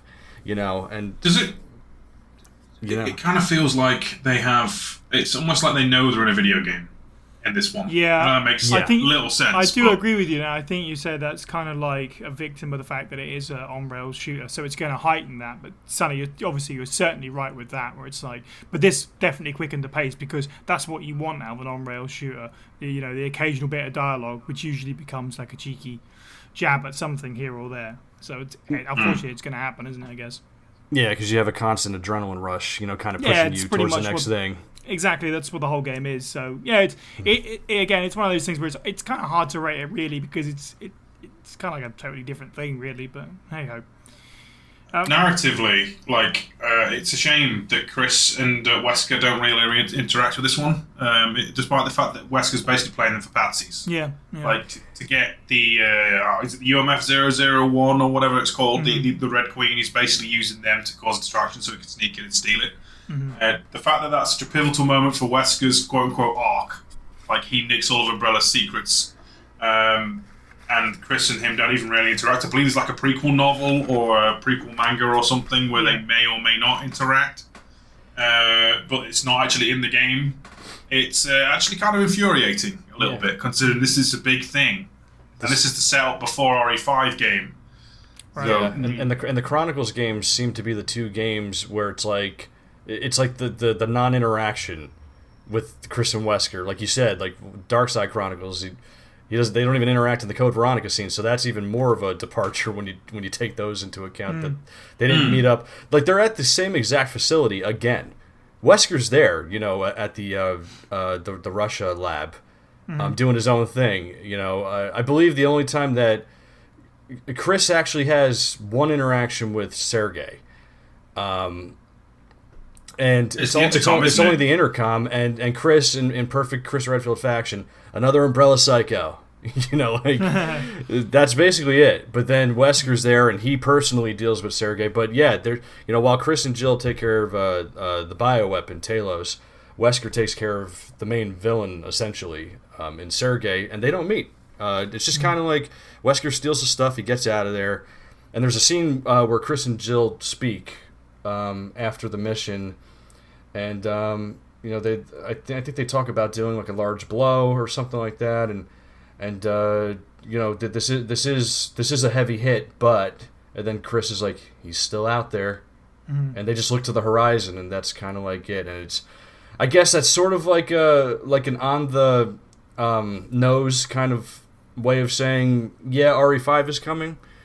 I guess maybe that's what they wanted to go for, but yeah, it just seemed like kind of, I don't know. Maybe they should have had at least one more interaction, but it might have. It seems weird that it doesn't happen it. In retrospect. I guess, yeah, but at the time it seems odd that they didn't do something at least. Yeah. There you go. Yeah. It could just be a few stray gunshots and a meh, meh, meh, or something. Yeah. All right. Anything. Yeah. All right, let's move a little bit forwards. The structure of the Biohazard Containment Unit, who Chris and Jill were working for, was applied to form the foundations of a new anti-bioterror organisation working under the jurisdiction of the Global Pharmaceutical Consortium. And in 2004, Chris became one of the original 11 founding members of the Bioterrorism Security Assessment Alliance, aka the BSAA. It was also around this time that Chris began intense work on his physical fitness, lifting weights and adding significantly to his overall muscle mass. His motivation for transforming his body was to prepare for an inevitable confrontation with the now superhuman Albert Wesker. In 2005, the BSAA began investigating reports of a possible revival of a terrorist organization called Il Veltro. By now, Chris was working with a new partner named Jessica Sharawat. Together, they were sent to investigate claims of a possible Veltro hideout in the icy mountains of Finland. This, of course, is the sort of side story section to Resident Evil Revelations. Chris being portrayed by Roger Craig Smith. This is one of the instances here where we're kind of talking out of release order because we're doing things in a canonical fashion. So obviously this is Roger coming back to the role of Chris, not his first rodeo. But it is Roger Craig Smith's Chris with a new hat, so that's something. This one's pretty good. Obviously for Smith's portrayal of Chris, we obviously get deeper into that when we talk about Resident Evil 5 next. By this point, he feels very comfortable in the role, and he sounds great. Like, absolutely. There's a lot of weird changes going on with Revelations. Obviously, we talked about it a lot with the Jill episode in particular.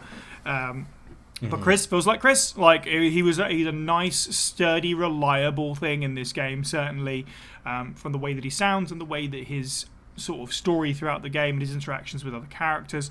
I feel sorry for Chris having to deal with Jessica throughout this game, but on the other end, everyone feels sorry, right? But I do love him like spurning her advances. That's really funny to me. Who really ships Chris and Jessica? This allows people to say, nah, he's rebuffing her because of Jill, or whatever your preference is, that he's queer or asexual, whatever you want it is. I know what my preference is. But also, it's, if anything else, it's just him going, I'm married to the job. Like, that's totally, it's Chris, so it's great. Like, Steve, how do you feel about this? I'm trying to figure out what the ship name would even be. Chrysica. You put that. Chrysica. Oh my god. Sounds like a centipede. No thanks. Generally, I actually think, like, aesthetically, I love the winter outfit. Yeah, it's great. It's just a side by side. Chris seems to just look great in the snow. Capcom, you can put him in the snow and it'll always work. I have to point out something that is hilarious and jarring in retrospect to me about Chris's appearance in this game, timeline-wise, coming right off of Umbrella Chronicles. Because as we know, from Remake to RE5, there's an 11-year gap. And Chris still has his Remake face structure, but it's aged, it's sort of been tweaked a bit, different hairstyle. But when you talk about having Umbrella's End in 2003 and then having Revelations happening in 2005, and you go from the Remake look right to essentially like the RE5 look 2 years later. Yeah, he got swole. He got swole fast. You got swole he fast. saw Talos and saw how fast it got and how big it got, and like, you know what? I'm having some of this. Where's the gym? I'm smashing that bad boy. It's like, okay, all right, so we're just going right into right into RE5, Chris, like maybe Lost in Nightmares, Chris, model. And I'm like, okay, yeah, so 5 years between Remake and 2003, not a damn change. Same haircut, same face, everything. Yeah. 2 years later, bam, and then for another 4 years after that, it'd be the same for that as well. Chris, he got a new job, so he's like, I better reinvent myself. That's what it was. Yeah. Job maketh the man. I very much. It's interesting, Chris, with this game. Roger's he obviously came back to the role. This would be his second time after 5, I believe, right? Yeah, he did this before 6 came out. Correct. That would be later in the year. So he's more integrated into the role, if not a little bit flat. Like he just really sounds miserable in this game. Like with everything. I was wondering about that. Because vocal direction. The vocal direction really stripped everything. Like you were saying, even, especially, I mean, I don't know how many times we got to go into it about Michelle Ruff being stripped of any emotion as Jill to be stoic, but they probably did a similar thing with Roger for Chris. He's just kind of so the mission, it's just like, okay, and then occasionally he'll have sort of a lively line, like when Jessica advances on him, I'm cold or whatever. He's like, you should have worn your thermal underwear. There's a little bit of energy that spurts out every now and then, but mostly when he's just kind of talking or having a normal conversation, it just seems like it just doesn't, I don't know, Chris sounds like he doesn't want to be there. You know what I mean? Revelations 1 Chris suffers from Chris Bot 5000ism and with the occasional joke. Yeah. Which is a shame. Because it's very, Roger Craig Smith does a lot of voice acting, and he's known for doing, shall we say, stuff like Captain America and tie-in cartoons and stuff for kids. Mm-hmm. And this feels like a bit more Captain America, a bit more generic hero guy than he is in his other iterations of Chris Redfield. Not to discredit the game entirely. Aesthetically, he looks amazing. And it's not Roger's fault that the voice direction is you are Chris Redfield 5000. You will now walk here and. Jessica will flirt with you to make it awkward, but you will not have any of it. Please make a joke. I wonder if because you look at Revelation's story and how complex it is, and the script for that game must have been something else, because there are a lot of dialogue in it, obviously, oodles of cutscenes. I wonder if it was kind of maybe done, and I don't know this for a fact, but if it was done at a rush and everything was a little bit just get it done and move on because we've got a lot to get through here or what, but that could be a contributing factor, because I agree, some of it's a little bit lifeless. Like you pointed out, the thermal underwear line's a great one, where it's you get a little bit of warmth every now and then, and you go, that's Chris. It almost throws back to 96 dopey Chris with lines like that. But otherwise you're right. It's the Revelations way of everyone's just a little bit flat, pretty much. Flat and or mysterious. This pretty much defines every character. Yeah. I mean, the most energy that comes out of him, I think, is when he's trying to pull Parker up, right? Trying to save Parker, and it's just not working, and he's like, damn it, trying to hold on and stuff like that. He gets one of his famous, Roger Craig Smith for me has. The famous he's got a great shouting voice as Chris, and that comes out in that scene, but everything else it's a stark contrast for the most part, with the slight joke here and there. It's strange. Revelations is strange. I don't know if they, like you said, maybe they rushed it. I don't know, maybe if it was viewed differently, because for all of its crazy espionage-esque writing and all these different things going on and triple crosses and double crosses and all this other betrayal, all this crazy stuff going on. Maybe it still could have been viewed differently as a handheld game at times during development. Maybe performance-wise, I have no idea. But there seems to be a weird direction with this one, being a little bit more toned down than I guess you would say Code Veronica or Umbrella Chronicles. This is a shame, right? Because the initial tease for Revelations 1... And 5. I'm sorry, 5. Yeah, sorry about that. You know, the initial tease for Revelations, I mean, obviously it didn't come to pass, but the whole, like, there is a fake Chris, and there is potentially an evil Chris, and Chris versus Jill. Mm-hmm. And instead, they both become, like, the anchor characters who you know aren't going to betray anybody. And everyone else is, like... I don't want to say more interesting, but there's, like, intrigue around every other character, yeah. That's a symptom I feel happens with a lot of the games, honestly. I guess so, because they're just like established at this point, so it's just like, well, the plot demands that everyone else be a little bit weird and wacky, and they just kind of respond to that. So it is what it is. Have you noticed that pattern where like the legacy characters will be in the game, but the new characters are the ones? It's like you're the legacy character as like the audience member, and you're along for the ride. Because the new characters are the ones that typically have the story and all the stuff attached to them, and you have to be taken along almost ignorantly to figure out, you know, it's a way to give you sort of like a disadvantage of being knowledgeable about the situation, I think. And Chris and Jill definitely suffer from that in this game, I would say. Yeah, and I think maybe even worse for Chris, because obviously this is Jill as sort of the lead and he's the secondary character, so he feels like he's got even less to do, which is not a bad thing. And I'm not saying, oh, you know, this shouldn't be this way. It's just, again, a symptom of the story that it's telling. It also feels like a mirror image to 5. It feels like, where they kind of subdued Jill as a lead in that game. They then brought her in to do this, and then Chris was kind of... I mean, you still play as Chris as, like how many characters you play as, like 4 or 5 or something like that, but he's really just... Everybody's really kind of secondary to Jill for the most part. She's the one with the primary through line, where everybody else is kind of like, working alongside that. And Chris, that goes for Chris as well. So it's he's at this point, you would say as much of the fandom criticizes, I think at this point, where they say he's just Soldier Boy. He's right. Basically heading into just Soldier Boy territory that eventually, would really take hold in 6 and 7 and Village and stuff like that. So, Dave, any more thoughts on Revelations before we move on? I honestly feel like we're paying it probably a bit too much lip service concerning the mammoth stuff we've got coming up. Fair enough. No disrespect. As we said before, let's keep it bolder, punchy, and move along.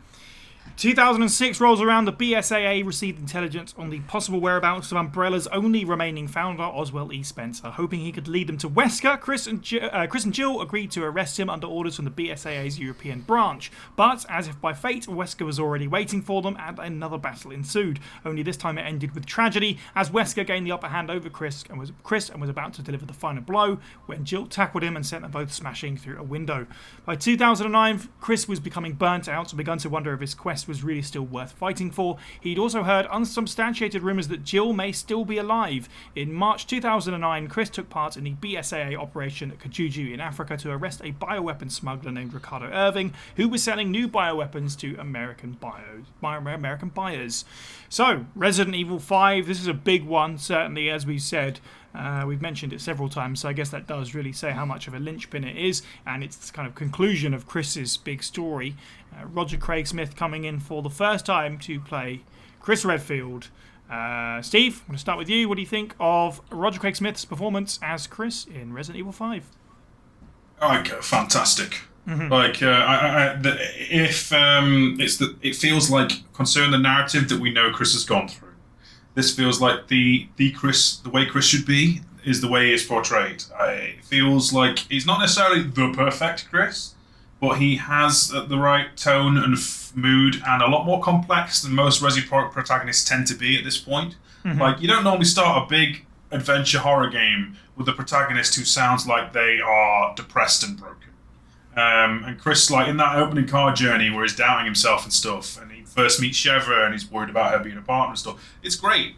And it all builds up and pays off. Like, I mean, I think we're probably going to bounce around on RE5 a lot, but like he's just rescuing Jill, and he's not even sure if he needs to go after Wesker anymore. He's done what he was here to do, and he obviously has to get pressured into being the hero. But even then, going from a broken man who is depressed about having lost someone he cared about, and then having to go and face it and eventually face it down and beat the living daylights out of him, yeah, it's pretty good.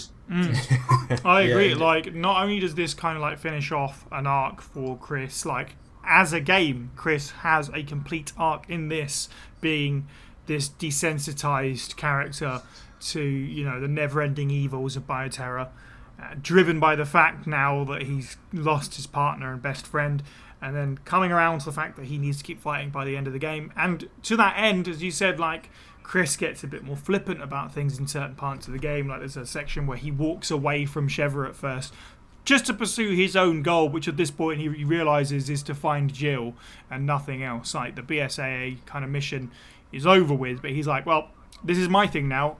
I need to go and do that alone. And Sheva's like, not having any of it, which is obviously great for her as a character. But yeah, there's a lot to dig into with Chris. He goes renegade, doesn't he? Essentially, he does become what he was in the Air Force. He literally goes, sod the mission, I'm still going to just see it through. Like, yeah, that's surprisingly on character, especially considering he's off at this point. Yeah, for sure. Sonny, how do you feel about RE5 Chris?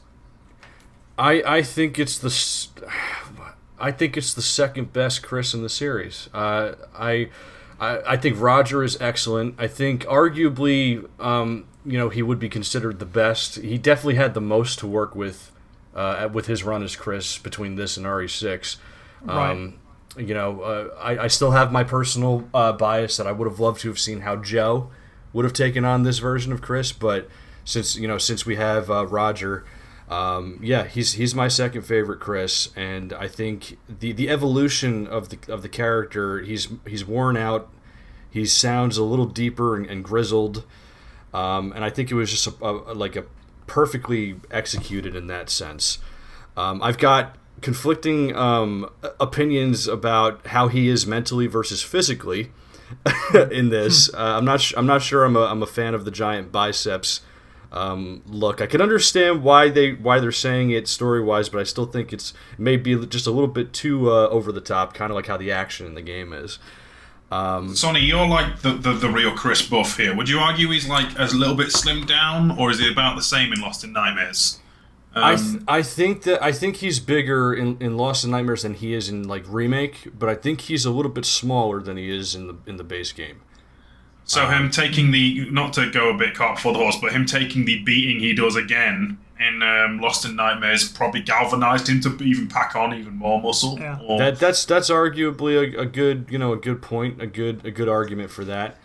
I think I'm just being a little particular about the aesthetic of how like they gave him like the tight shirt and everything. Like it's just really like, let's just showcase that this dude is like about to almost break out of this shirt type of thing. You know what I mean? I'm not sure if I like that type of that style of doing that with the character, but that's just me particularly. But no, I totally get it. I mean, even though the Hulk is green and Chris wears a green shirt, it doesn't mean he has to Hulk out. He could still be a normal mortal man. Right, exactly. But the performance itself and the writing for his character and the arc for his character largely is, I think it's incredible. I think it really culminates, the journey that we've been on with him since the earlier days. Whether it be RE1 or Remake or leading up to Code Veronica, even Umbrella's End.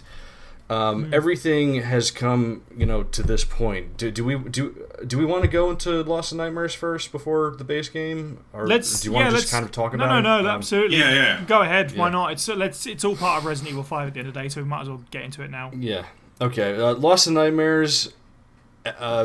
The only flaw it has, I wish it could be longer in its own game.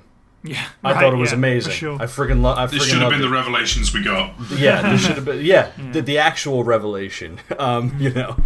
Spencer and Wesker and stuff. Great to see Chris and Jill partnered up again, especially in now like a mainline numbered title. But again, it's brief, unfortunately.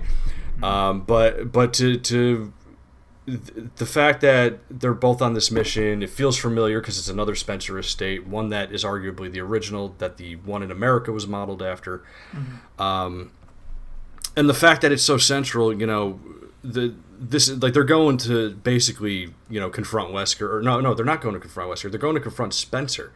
So I was like, oh man, Chris is going to get to see like the guy be, it's like the Wizard of Oz essentially of this series, the man behind the curtain who nobody saw. And then all of a sudden, we're surprised that Wesker's there and has already killed the guy. And I think he's a man on a mission. He's got a little bit of back and forth with Jill. They reminisce about like the old days with Raccoon City. It's a little jarring because they've had Terra Grigia, they've had other instances, but everything always goes back to Raccoon City. I think it kind of fits though because they're in a Spencer estate that looks just like the first mansion, and I don't think it's too. But there's like a large sort of like commentary on like how come everything always goes back to Raccoon City if Terra Grigia was like 3 times as long, and and stuff like that.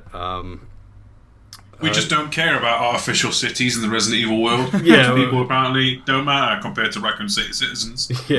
No, but nothing matters but Raccoon City. Let's just keep talking about Raccoon City. Apparently. But yeah, so I mean, they have a back and forth. They get to.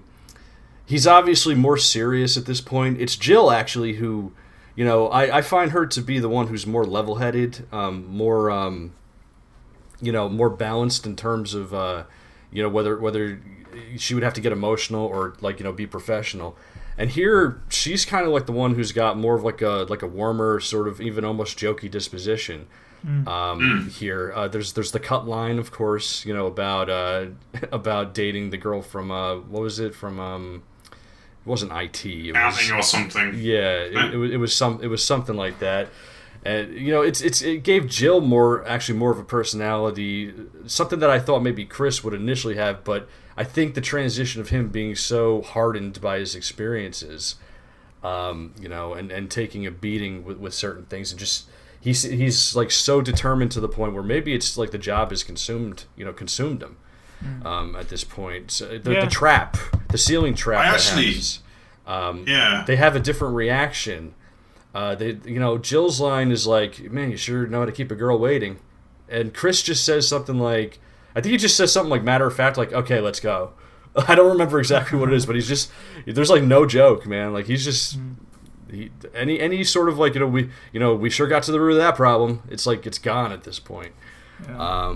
He's very, very much about the job. And when we get to the last part, with Wesker, I love that fight so freaking much. I mean, it went a little too far, like Matrix with Wesker. Like he's totally Neo and Mr. Smith, like on high octane compared to Code Veronica. Like we've got the superhuman speed in Code Veronica, but this one he's got the trench coat. He's like disappearing and reappearing, like where he ends up, and it's like I plotted out destination, disappear in a puff of smoke, appear at that destination. So it's strange, but the fight itself. Seeing Chris try to go up against this guy again, knowing that he's probably going to get his ass kicked again, and he still does it. It's just the level of determination, the unwavering, drive that he has. And it was just great to see. It was great to see that. And then as soon as Jill and Wesker go out the window, I mean, the way that he screams Jill's name, like, the guy doesn't like to fail. And that's like arguably the closest person, one of the closest people in his life, that he just lost. So you could feel the anguish when he calls her name out. The performance is just excellent. Lost in Nightmares, it's basically flawless when it comes down to everything, and then for Chris as well. I think that what you were saying about sort of the lack of joke in Lost in Nightmares, that Chris just a little bit less, fooling around. Jill is the foil to the straight man of Chris, isn't it? Yeah. At least that's what it feels. It actually sets up Resident Evil really fine, because after Jill is gone, in his eyes, that's when he really starts to sort of lose it a little bit and just nails right down on the only thing that matters to him is work, and kind of buries himself in that, which is obviously, not overly healthy. And I think Roger's performance as sort of like this gruffer, tougher Chris with, tons of military experience, so perfectly well portrayed. And as you just said, he gets to play like a real range of emotions in this game is great. Screaming as Jill dies, and then later on in the game, he basically just like breathes her name when he sees her for the first time being unhooded. The performance is pretty much flawless for me across Lost in Nightmares and the base game. It's fantastic. And I really like how, much like the first game didn't fall into the trap of making him the super macho guy that we talked about, at this point it actually kind of works that he is at this point because of his story arc. And instead, this game actively avoids Chris being, funnily enough that you mentioned Roger Craig Smith playing Captain America, it kind of avoids him becoming Captain America in this game, because there's obviously him calling out at the beginning of the game being like, no, America's not a perfect place, which I really like as a detail, as this kind of guy who takes everything with a pinch of salt and life is more important to him than anything else, and who's had issues with the Air Force and authority and stuff like that. I like that he's not like Mr. America. That's a really nice little note that they add in there as well, which is really, really cool. Well, that was reserved for Leon. He became Mr. America. Yeah, absolutely, yeah. that government lapdog. Yeah, but no, in all fairness, as much as we were saying, like, some of the characters kind of meld together, at least that's something that kind of separates them. Yeah, Leon works for the government, and Chris looks at his employers repeatedly and his country with a little bit more suspicion, holds them at bay a little bit, as we'll get sort of further into who he is and where his character goes. It's a bit Solid Snake. He's good at the job. It doesn't mean he likes the job. Yeah, right. maybe it's that a little bit. Yeah, certainly. He's got he's talking to Sheva about it, and he's like, at one point he's like, you ever feel like you're expendable? Exactly. Despite him being despite him being a founding member of the BSAA, he's still at the mercy of whoever's in charge. I guess they'll still throw him out. With everybody else. It's a fun line in retrospect now, isn't it, with the way the village goes as well. It's like, that's kind of interesting when you look back on that a little bit now. That always puzzles me how Chris, obviously, it may be a personal choice of his that we haven't really seen, but he's part of a founding member of this organisation, and yet he's still doing the grunt work. He's doing the hard job. He's fighting the monsters rather than pencil pushing and advising. I don't want to... Testament to his soldier character, I suppose. Yeah, and I don't want to get too far into the future of how, that may impact, him as a leader with teams. We'll get there eventually. But I think it's interesting, like you said, he doesn't... I still think he kind of becomes a superhero in this, and there is actually... It wasn't to my liking that he could just punch everything, especially a boulder at the end of the game. Maybe punching the enemies in the face. Okay, I'll buy into that, even though it's like you could totally get infected if their teeth cut your skin or something. But whatever. Like, you could have that little stretch. I can buy a man bulks up that much, you can punch your head off. Yeah, I could buy that. Yeah, that much I could stretch my imagination for. But when they go full out with that boulder at the end, I'm like, oh my god. But the thing is that, there are things in this game. You want to talk about hearkening back to OGRE1, like Dopey Chris?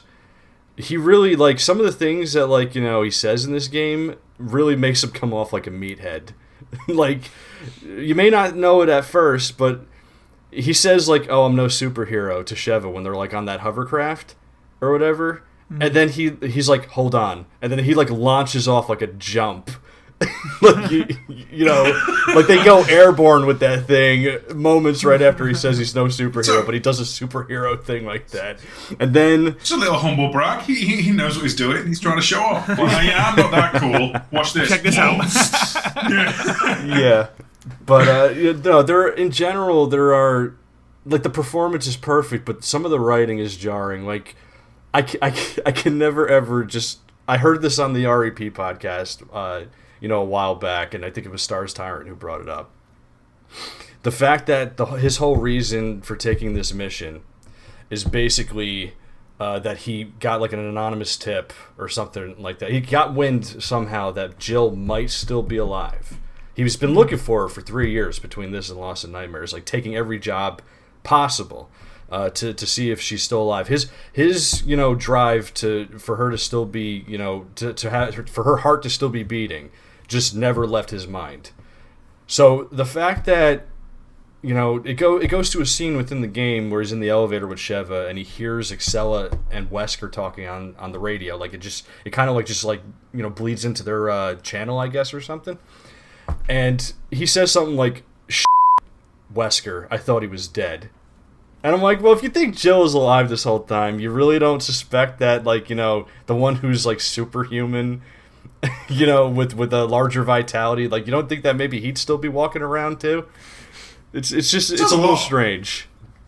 It says a lot for a game that's as extra and as out there as RE5. That it's not like slamming his fist into the side of the elevator and proper having a tirade over it either. It's Wesker is still alive. You can just hear the facepalm. Yeah, I guess that's happening again. It just seems like one of those moments where it's like they just wrote it in, and it's just oh yeah, I guess Wesker's still alive.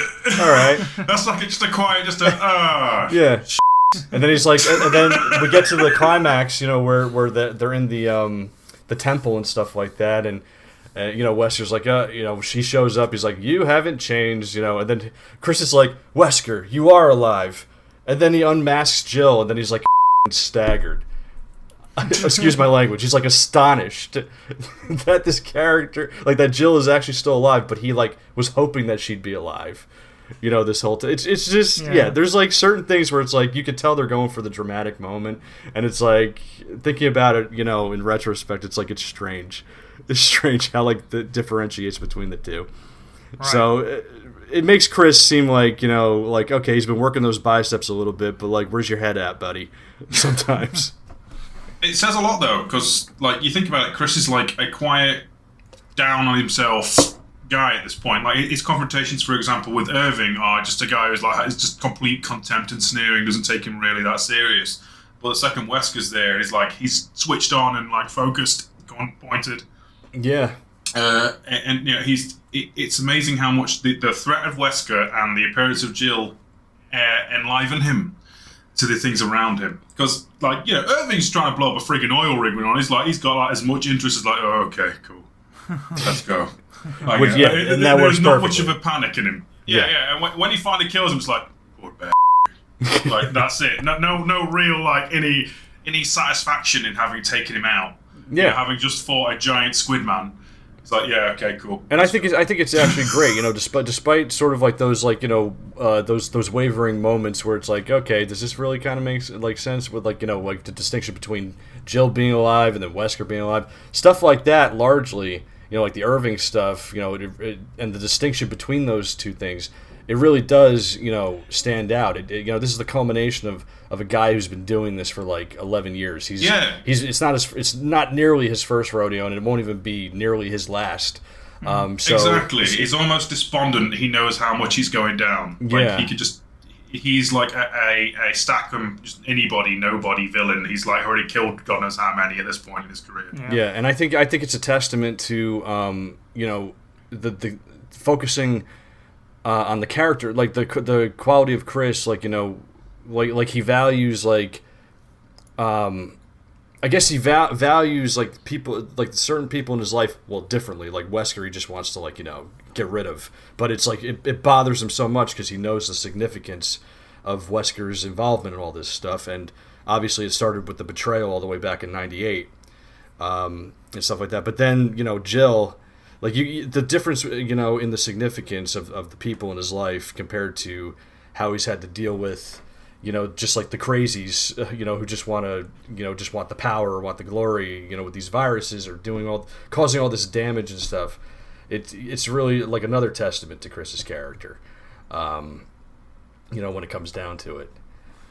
So right. I thought it's very interesting. And then, God, RE5 is so friggin' elaborate. Yeah, it's quite a lot. I feel like we barely scratched the surface on it. I know, and the thing is, we've got so much more to get through. I mean, cart before the horse, maybe, yeah. But it feels like at times this is this is the kind of final showdown with Umbrella we never got, but it's just Chris versus Wesker as opposed to the whole kit and caboodle. Yeah. Because that grudge gets buried, at least hopefully for now, forever, buried here. And the chemistry of, good versus evil, Chris versus Wesker, yes, there's some over-the-top, cartoony, boulder punching, but between that and there, though, it's actually, you could probably see why Chris hates him so much, the way he behaves and how much he puts him through. It's that fight on the plane, you can actually, there's that glare as he sees the Stars pistol put in his face and stuff like that. It's like, those touches, they make it that much more personal. I think two of my favorite lines from Chris when dealing with his rivalry with Wesker in this, and just things that really showcase his personality. Something where I think I might have even jumped up and even cheered, because the word determination was going around the fandom of how do you describe Chris Redfield? He's the most determined. He's got the most determination out of all the characters.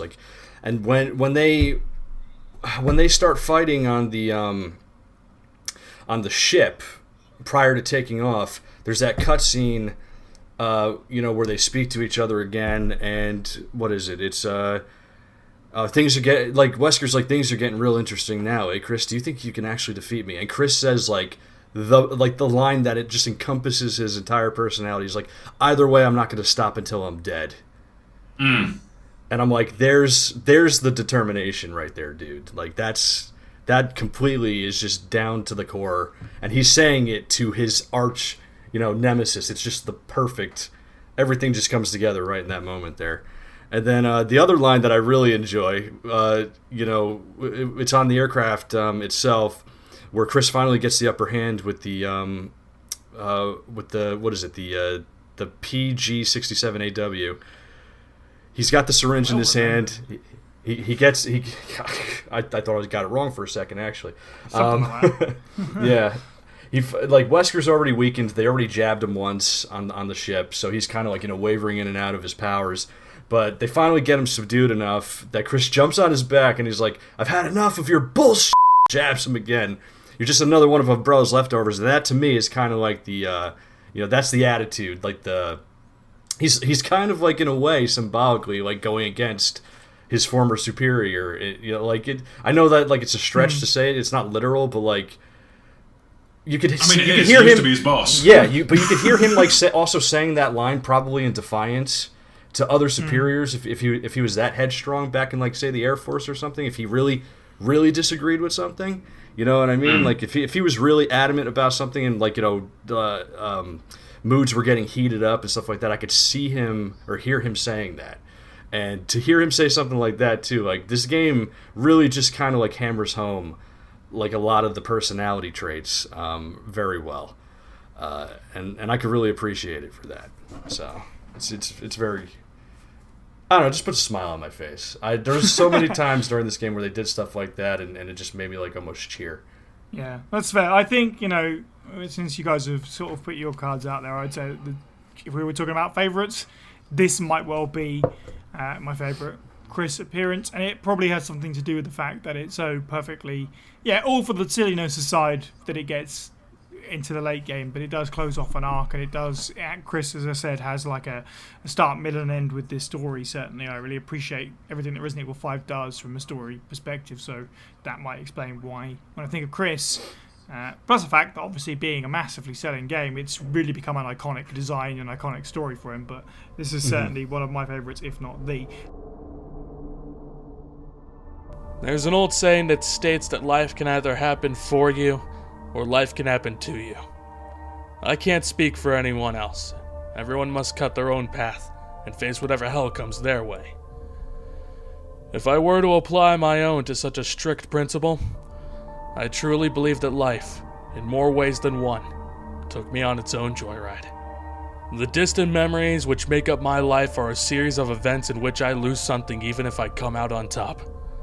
Winning the fight for the day, only lose the whole war tomorrow, leaving me the broken down man that I see each and every time I look in the mirror. The face that belongs to this man has seen many horrific things, and lost countless friends and allies in the worst of ways.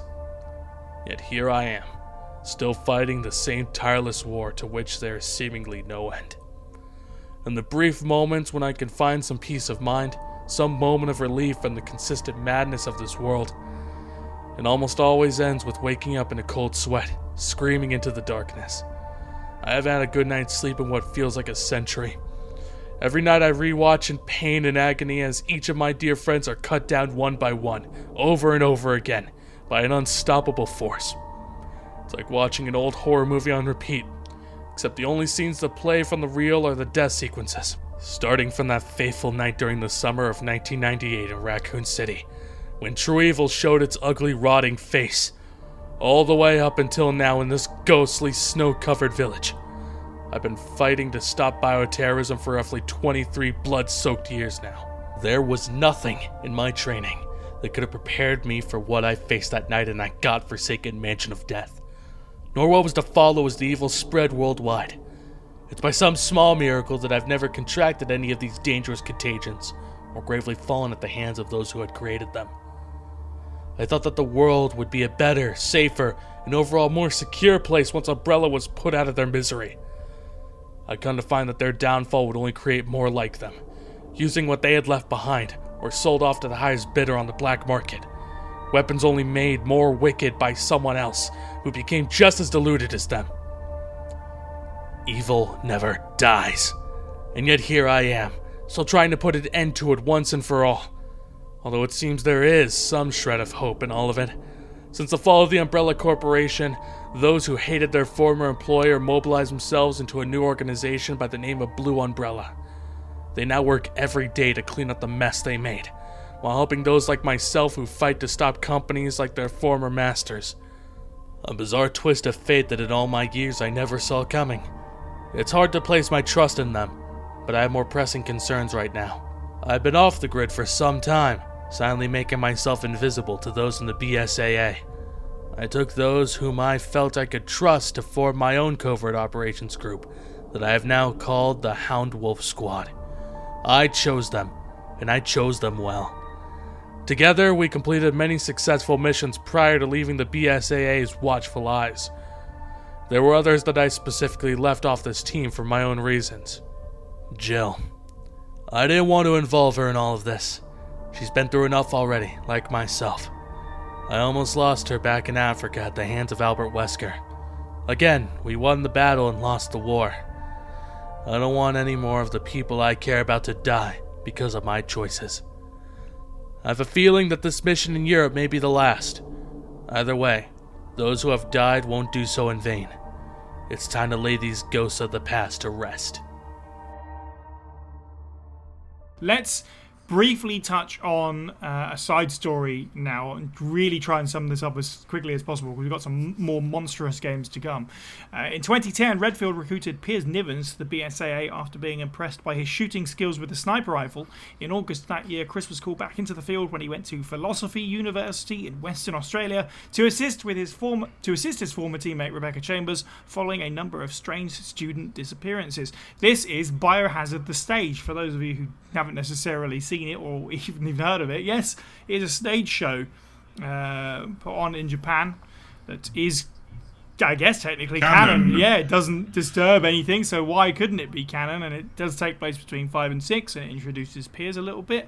And we do have Chris, as portrayed by Seijiro Nakamura. Just to sum my thoughts up on it, I guess that it is hard to rate performance when it's in another language, but I enjoy Chris, and once you nestle into it, it's quite easy to suspend the disbelief that this is a Japanese Chris Redfield. The writing seems pretty accurate to me with Chris and sort of his goals and the way that he sort of handles situations and talks to other people. I'm not massively keen on the RE1 flashback, whilst it is nice in its own way.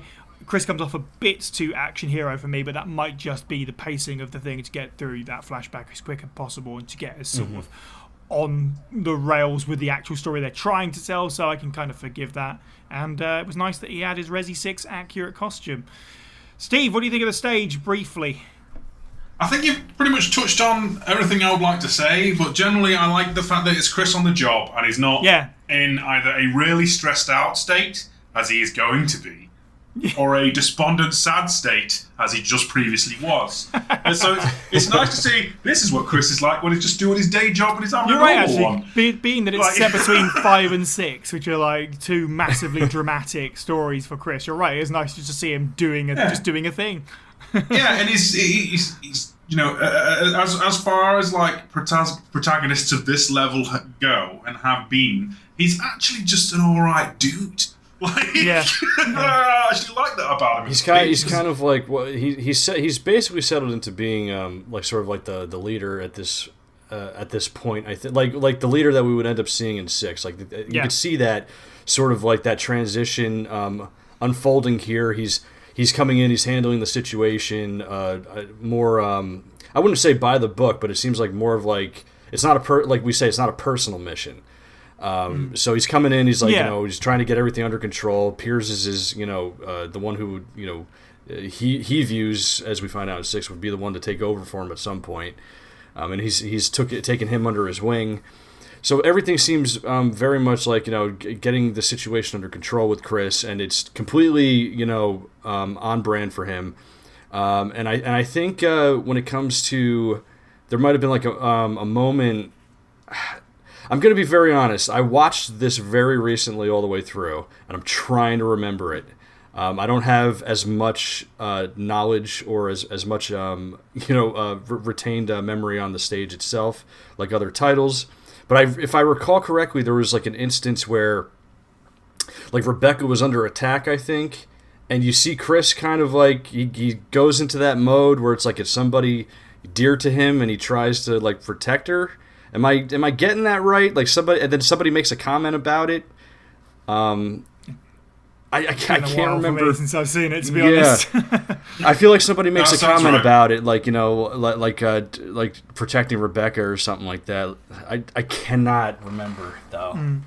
I might be massively wrong on this. I felt like I saw like a scene where they were all being attacked at the place, and that happened. But if it is the case, and I'm right about that, it just shows that it's more of like he really values he values human life, but he definitely values people that are dear to him. It matters, especially someone like Rebecca, who he probably still views as like a younger sister at this point, the way that he views Claire. Plus, protective. Sort of intrinsically, she's tied to those memories of the Spencer Mansion. So like, that's obviously a big part of Chris's history. So, of course, he's going to protect her because she's like this surviving member of STARS and kind of linked to where all it kind of started to go wrong. So, yeah, it's hugely important, I think, for him to be that. And I think you're right, because if I remember rightly, and again, it's been some time, Rebecca certainly gets into a few scrapes in this and needs to be saved. So I think you're probably right. Okay, quickly moving on then. I summed up Resident Evil 6 in one sentence. Go me. In December 2012, Chris and the North American branch were called upon to assist the Far Eastern branch following an outbreak of the C virus in the Republic of Edonia during a civil war. That's all you're going to get. It's way too complicated to explain Resident Evil 6's plot. Gee, we do not have time. That seems awfully brief. We don't have time to explain the plot of all of Resident Evil 6. But Sonny, what did you make of Roger Craig Smith's performance as Chris in Resident Evil 6 and the story that he goes on, which is an interesting one indeed, involving, of all things, amnesia? Yeah, of all things. If I have to say one thing about Roger's performance in 6, it is spectacular. Yeah, it's great. excellent. Yeah. As a matter of fact, if I have to say one thing that I wish I had seen when I saw this in Resident Evil 6, I wish that I saw the anger that he expresses over his dying teammates to a fake Ada Wong. I wish I saw more of that anger in 5 for Wesker doing what he did, being Wesker and doing what he did to Jill. Yes, I feel like even RE6 did it even went even further. Like I feel like they're inverted. I feel like if those those traits were inverted for each game, more anger for that, and yeah, he'd be angry about his team. He's teaching these people, but it seemed so personal. They really amped up how much he cares about the people around him and losing them to a mission and stuff like that. I think that it is at its height here in 6. You know, and it's fantastic to watch. I feel like they used the amnesia to really propel it, which they didn't have to really, because we know Chris is naturally a hothead based on description. Right. But yeah, the amnesia thing is definitely a certain an interesting choice. I don't know why they went for it. I don't know if it was to. I don't know. I couldn't tell you why they went for the amnesia. It seems a bit unnecessary to me. It's like to coin a phrase, a fugue state. Basically, what he's gone through, as opposed to, I mean, the word amnesia is what they use, but basically, he's wandered off from this traumatic event, and his mind is just completely blanked it. It's just gone. Yeah. But it's not like the scars aren't there. And I would argue, I think the reason why he's so pissed off, this is just personal opinion, Sonny, but I kind of feel like the reason Chris is so off is not so much because he hates Carla, it's because he hates himself for falling for Carla in the first place. Yeah. Falling for the con. And as a result, people died under his watch. Yeah. And he just cannot let that go. Yeah. That rage makes him a lot more of a compelling character in this. I say that like he's not a compelling character in the other ones. It's a lot more complex, might be the word. Because he has f***ed up. And now he has to live with that. And he's so angry that it leads to like another disaster that he does recover from. Mm-hmm. He gets the talking to he deserves from his protege Piers. Yeah. And then they go on to quote unquote save the world. But it takes so much of him losing his temper and making some dramatic mistakes to get there. And which is funny because before that even happens, he feels like, the evolution of like RE5, post RE5, him happy, having got, his motivation back, so to speak, Chris, until it all goes horribly, horribly wrong. And it's like one of the more complex arcs a character goes on in these games. Yeah. PTSD and amnesia still doesn't feel like the right word, just mental blocking out. Yeah. Yeah. And then when he finally gets his memory back and the first thing on his mind is basically settling that score. Like, where is Ada Wong? Yeah. It's some tense stuff. Yeah, it is. And I think it's interesting coming off of RE5 because by the end of it we know that everything's worth it. And then right into RE6, it's like, boom, now you got to like almost sort of reset that, and now it's basically transferred to settling a score with another character. Mm-hmm. And sort of being like at a disadvantage again, like having to, what does he say in the beginning? He says, "Get my life back" or something like that. Yeah. Is that what he says? Yeah, and it's like, yeah, but we just came off. I thought you did get your life back in the previous game. So it's a strange one, sort of like, yeah. It feels like going from Return of the Jedi with Han Solo to The Force Awakens, where he's like just completely reduced back to being like a smuggler again or something like that. You know what I mean? It seems like a reset again. And like I said, I mean, the performance is fantastic, and I would argue that RE6 up until the recent like remakes and 7 and Village had the strongest character moments in the series. The story didn't know what the hell it was doing. I saw characters having great moments amidst like a complete freaking mess of a story. But in those isolated character moments, they were like very very strong and very very well constructed. More so than I think any other in the series at that point. Mm-hmm. I think it's interesting that when Chris goes missing, the 2 women in his life that he saved when they went missing don't show up. I find that to be a little strange. Piers is a great character, but I still to this day I lament that Claire and Jill are not in this game. It seemed like such a personal game, for Chris. Wesker aside being gone, it was still like a very personal journey for him. I think that and them being absent, I don't know. I don't get it. Yeah. If this game had been designed with Chris's story as the thing at the center, then you could certainly get that. I think it's because Resident Evil 6's plot is so complex with so many characters doing things, overlapping and all kinds of stuff, and you've got the sort of Ada Wong backstory bits and pieces that we do get.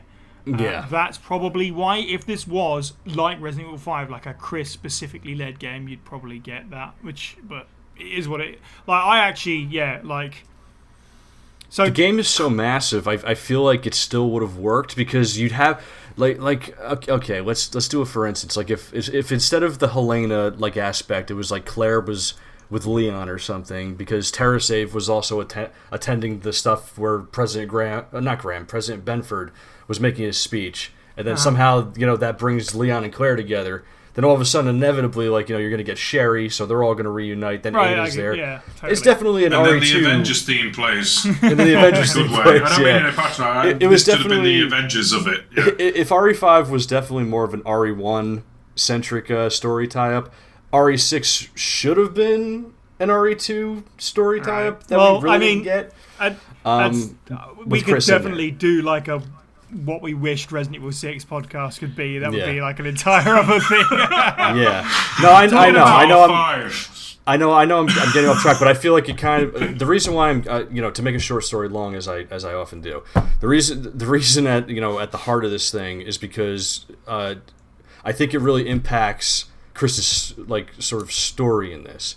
I do enjoy that it everything is very intense for him, but I think the fact that they are absent at such a low point for him is just kind of strange. And like I said, Piers as a character, I love Piers as a character. I think it's great, and he does what he can, being the understudy for Chris, the one who would essentially take have the torch passed to him eventually. But on a personal level, I think it impacts Chris's story that that other characters aren't there for him, despite the performance being excellent.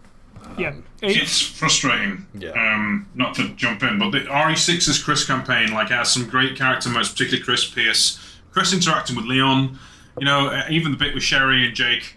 It's frustrating because then they get probably the weakest final boss. It's like, oh no, it turns out there was a super deadly mega thing called Chaos that is only in this chapter and this chapter alone. Have fun with that. Whereas everything else kind of built up. Simmons, for example, that is an entire legacy thing for Leon's campaign. Mm-hmm. He's in every chapter. No real closure with Carla in any way. She gets jobbed off in a cutscene for Chris, and he fights a boat and then a giant monster. Doesn't seem fair. Yeah, and also Jackie Sherry Sustanak. Sorry, go on. Yeah, and I think also, I mean, this is just a different, a sort of a different aspect. Yeah, he gets no payoff with Carla, but the fact also that I'm not saying it would have worked the same if it was the real Ada Wong, but if it was the real Ada in that cutscene with Leon and Chris, I think, and she had done something. Maybe she was framed for by Carla, or I mean, she was framed by Carla, but I mean, it was more in the sense where she was actually the one there, and it was like a sort of like a mishap. Like Ada's like, well, what's going on? Carla knows what she's doing in that scene. She throws the flash grenade, she gets away, blah blah blah. She's totally antagonistic. But I feel like if it was also the real Ada Wong and Chris and Leon had that moment, that would also kind of impact how Chris would react to that situation as well. I think the only time real Chris and Ada even sort of interact is the boat, right? And she's running away from him the entire time. Basically, yeah. He basically just sees her go into a room before he gets there, and and she's playing cat and mouse with him in a different way than her and Leon. Just to throw that out there.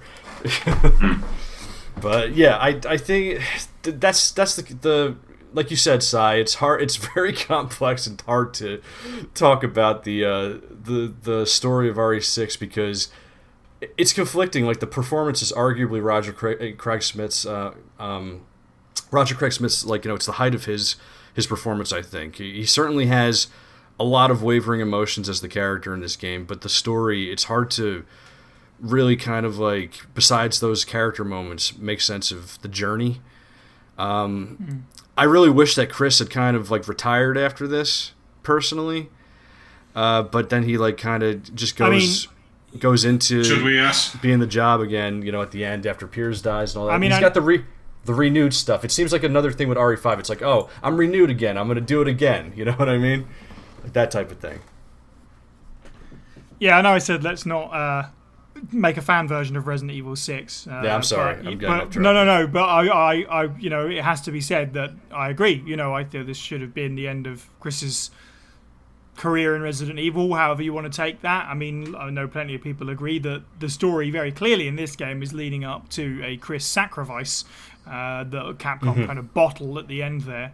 I think so. I haven't really had a chance to get into this yet, but it's like Chris is very, as you guys have said, a lot of points that I wanted to cover already, so that's perfectly fine. Chris very dramatic in this game because Resident Evil 6 is a very dramatic game, so it makes him fit into it. But I felt like he's the most over the top character in this game. And Sonny, I agree with you in the sense that it's odd because he's so cut up about this random squadron of potential nobodies as opposed to Jill. Jokes about roid rage and Chris were rampant long before Resident Evil 6, but in this game he has impotent rage about him. He's always bubbling away, he's always angry and pulling faces and all this stuff, often to a comical degree for me. It's sort of like almost hilarious how angry he is at some points. It bleeds into him treating his basically his partner. Like he doesn't act like this way to Sheva. Really, no, totally. I mean, he gets a little frustrated and a little stern with her about when he's walking off and she's like, he's like, you sure about this? I thought you wanted to get out of here. I've got a personal stake, blah blah. Mm-hmm. But it's like passing. But in this one, he's like gets straight up like at Piers for confronting him about Carla, like tells him to shut up and slams him up against the wall and everything. And it's like. Yeah, I definitely. I'm like. Yeah, I think that's for me. That's out of character. Like at this point, like it might have fit better with 5 than 6, but I don't know. Either way, it just doesn't seem right. And like he just really liked Finn and was really upset that the young boy he met died. Maybe so. Yeah. Maybe. I really, the thing that I do, not to just sit here like bagging on it. I guess the things that I do like about RE6's Chris story is that. The whole story with Piers trying to pull him up by his bootstraps is really cool and a different direction to take the character after he's become, as we said, the closest to a superhero that he gets in Resident Evil 5. Like the idea of this kid who maybe idolizes a strong word, but absolutely looks up to Chris, trying to pull him up to his former glory, which is, again, probably why it should have ended the way that it probably should have ended. But there you go. And for all of what it's worth, and everyone says it, Chris winds up surviving this game and is in exactly the same spot he was when he started the game, which is, again, unfortunately, the shadow of RE5's great arc looms over a big reset for Chris, as you put it. Despite all the grievances with everything, what I could say that I really appreciated and enjoyed about the character, I do think it should have ended differently. I think Piers should have lived and succeeded him. But what I do appreciate up until that moment, it is the dynamic between the two of them, because I think that at this point Chris had his renewed sense of of continuing on of I guess like self-worth or all of the fighting, all of it being worthwhile. So he decides to train basically a new age or new generation of BSAA soldiers. He decides to become a leader. And we were talking about how he, in 5, he is one of the original founding members and still doing the grunt work, still being on the field, still at the mercy of, of HQ or whatever, and not really taking a more like, head of a unit role. So he's losing soldiers in this game. He loses the first team in Adonia. Then he loses his entire Lanshang team as well. Including Piers. So maybe he begrudgingly took the role, or he thought maybe he should take the role of leader, of squadron leader, where he might have just been better as just working alone. I don't know, but the fact that he has like this dynamic with Piers, who I would say what I love about their relationship is that he probably sees his younger self in Piers. He sees who he was 10 or 15 years ago when he was the subordinate to in STARS to say Wesker, or maybe who he was in the Air Force. And he sees that same drive. He sees that same, strong head, that same determination, that same quality of being unwavering and uncompromising and doing the right thing. And I could really appreciate that dynamic. That it's no wonder that he was thinking of retiring. And I think it just would have been great if they fully went through with it. Because it would have really the performance and the dynamic and the chemistry and how that all worked out was great. But then they just couldn't put the stamp on it, unfortunately. But all that stuff is fantastic. Yeah, it's important when it comes to like passing the torch stories that we not literally get it, but like having Chris and Piers in sort of like that role that you're just saying with the subordinate and superior. That sets up Piers for a successful run where the fans are actually invested in him as a character because he's had this appearance alongside a legacy character. Shortly after the events of Liangshan, Chris joined up with the Mexican Special Forces on a mission to apprehend black market weapons merchant Glenn Arias. This is the setup, of course, for the third CGI Resident Evil picture. The first appearance for Chris in the CGI verse, if you like. Played again by Kevin Dorman, returning to the role. Quite a surprise that was, but a welcome one, I think. Resident Evil Vendetta. I like this Chris quite a lot because, and maybe it is because after Resident Evil 6, it's nice to see a Chris with a cheeky grin who can joke around with colleagues, and also, in retrospect, it does actually make me go, okay, maybe Chris is so broken in RE6 by his random team dying, because he does get close to his team. And you see a bit of that in Vendetta, where they're on the helicopter and they're making jokes about Breaking Bad, whatever you might think about that timely reference.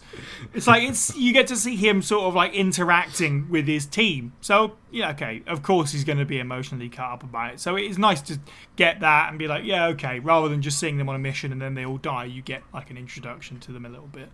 Unlike Leon, who kind of at times has seen all people at distance, Chris can't really help but find the humanity in people, and then he kind of suffers for it in the end.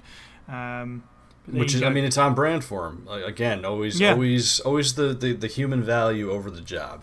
It's always on brand with him. Yeah, exactly. So I really appreciated that because we got I have my I have my things about Vendetta that I'm critical of, but if there's one thing I could say, I do appreciate Chris's role in this. I do like the fact, like you said, like we get those moments on the helicopter, because this essentially is the first and last time that we've seen Chris in a canonical movie sense, so they could have these scenes.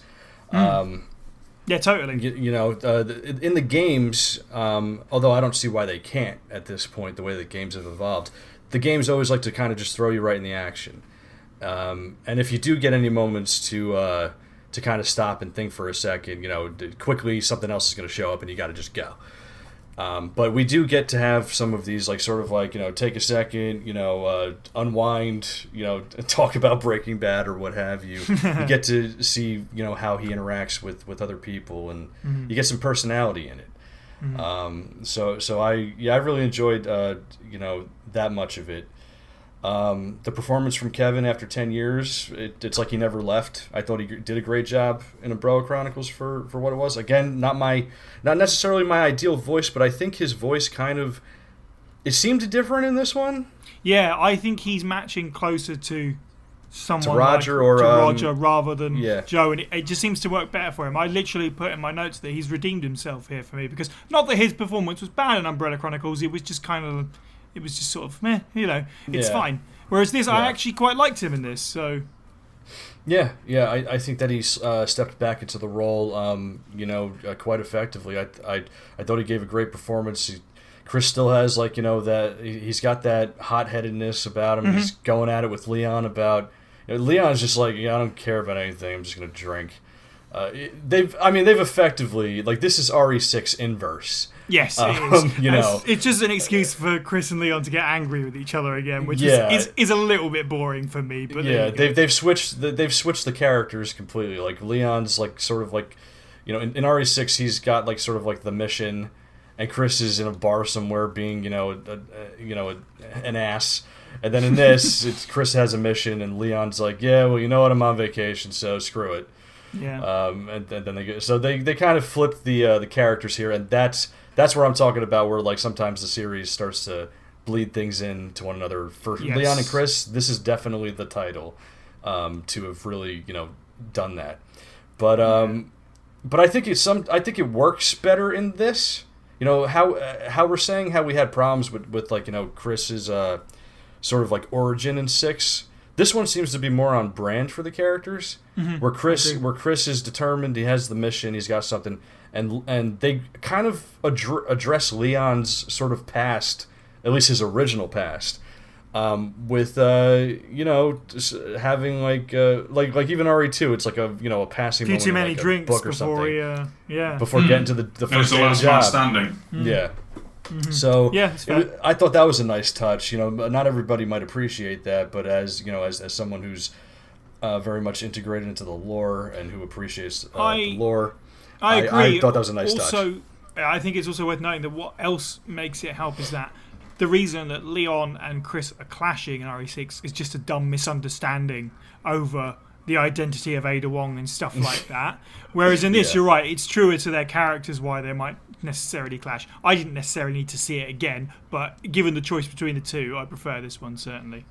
Yeah, I agree with that. And then Chris having moments with Rebecca again after so much time. Not everybody might have seen Biohazard the stage. So this would be, Rebecca's return for a lot of people who saw her in RE1 and RE0. And to see I think, okay, I have to make this distinction here. The way that Chris and Rebecca interact in Remake, where he's encouraging her and he gives her the thumbs up. Mm-hmm. Oh, man, in this. Mm-hmm. So in 0, a lot of people consider, like, when Rebecca gives Billy the thumbs up and then Billy gives Rebecca the thumbs up later on, it's like somehow the thumbs up was Rebecca's to begin with, but it wasn't. It was Chris's first. Mm-hmm. And when Chris does it in Remake, and then you flash forward to Vendetta here, and he asks her if she's okay after rescuing her from the attack at the lab, and she just kind of quietly just gives him the thumbs up. I'm like, that's a perfect full circle right there. Yeah. That's amazing.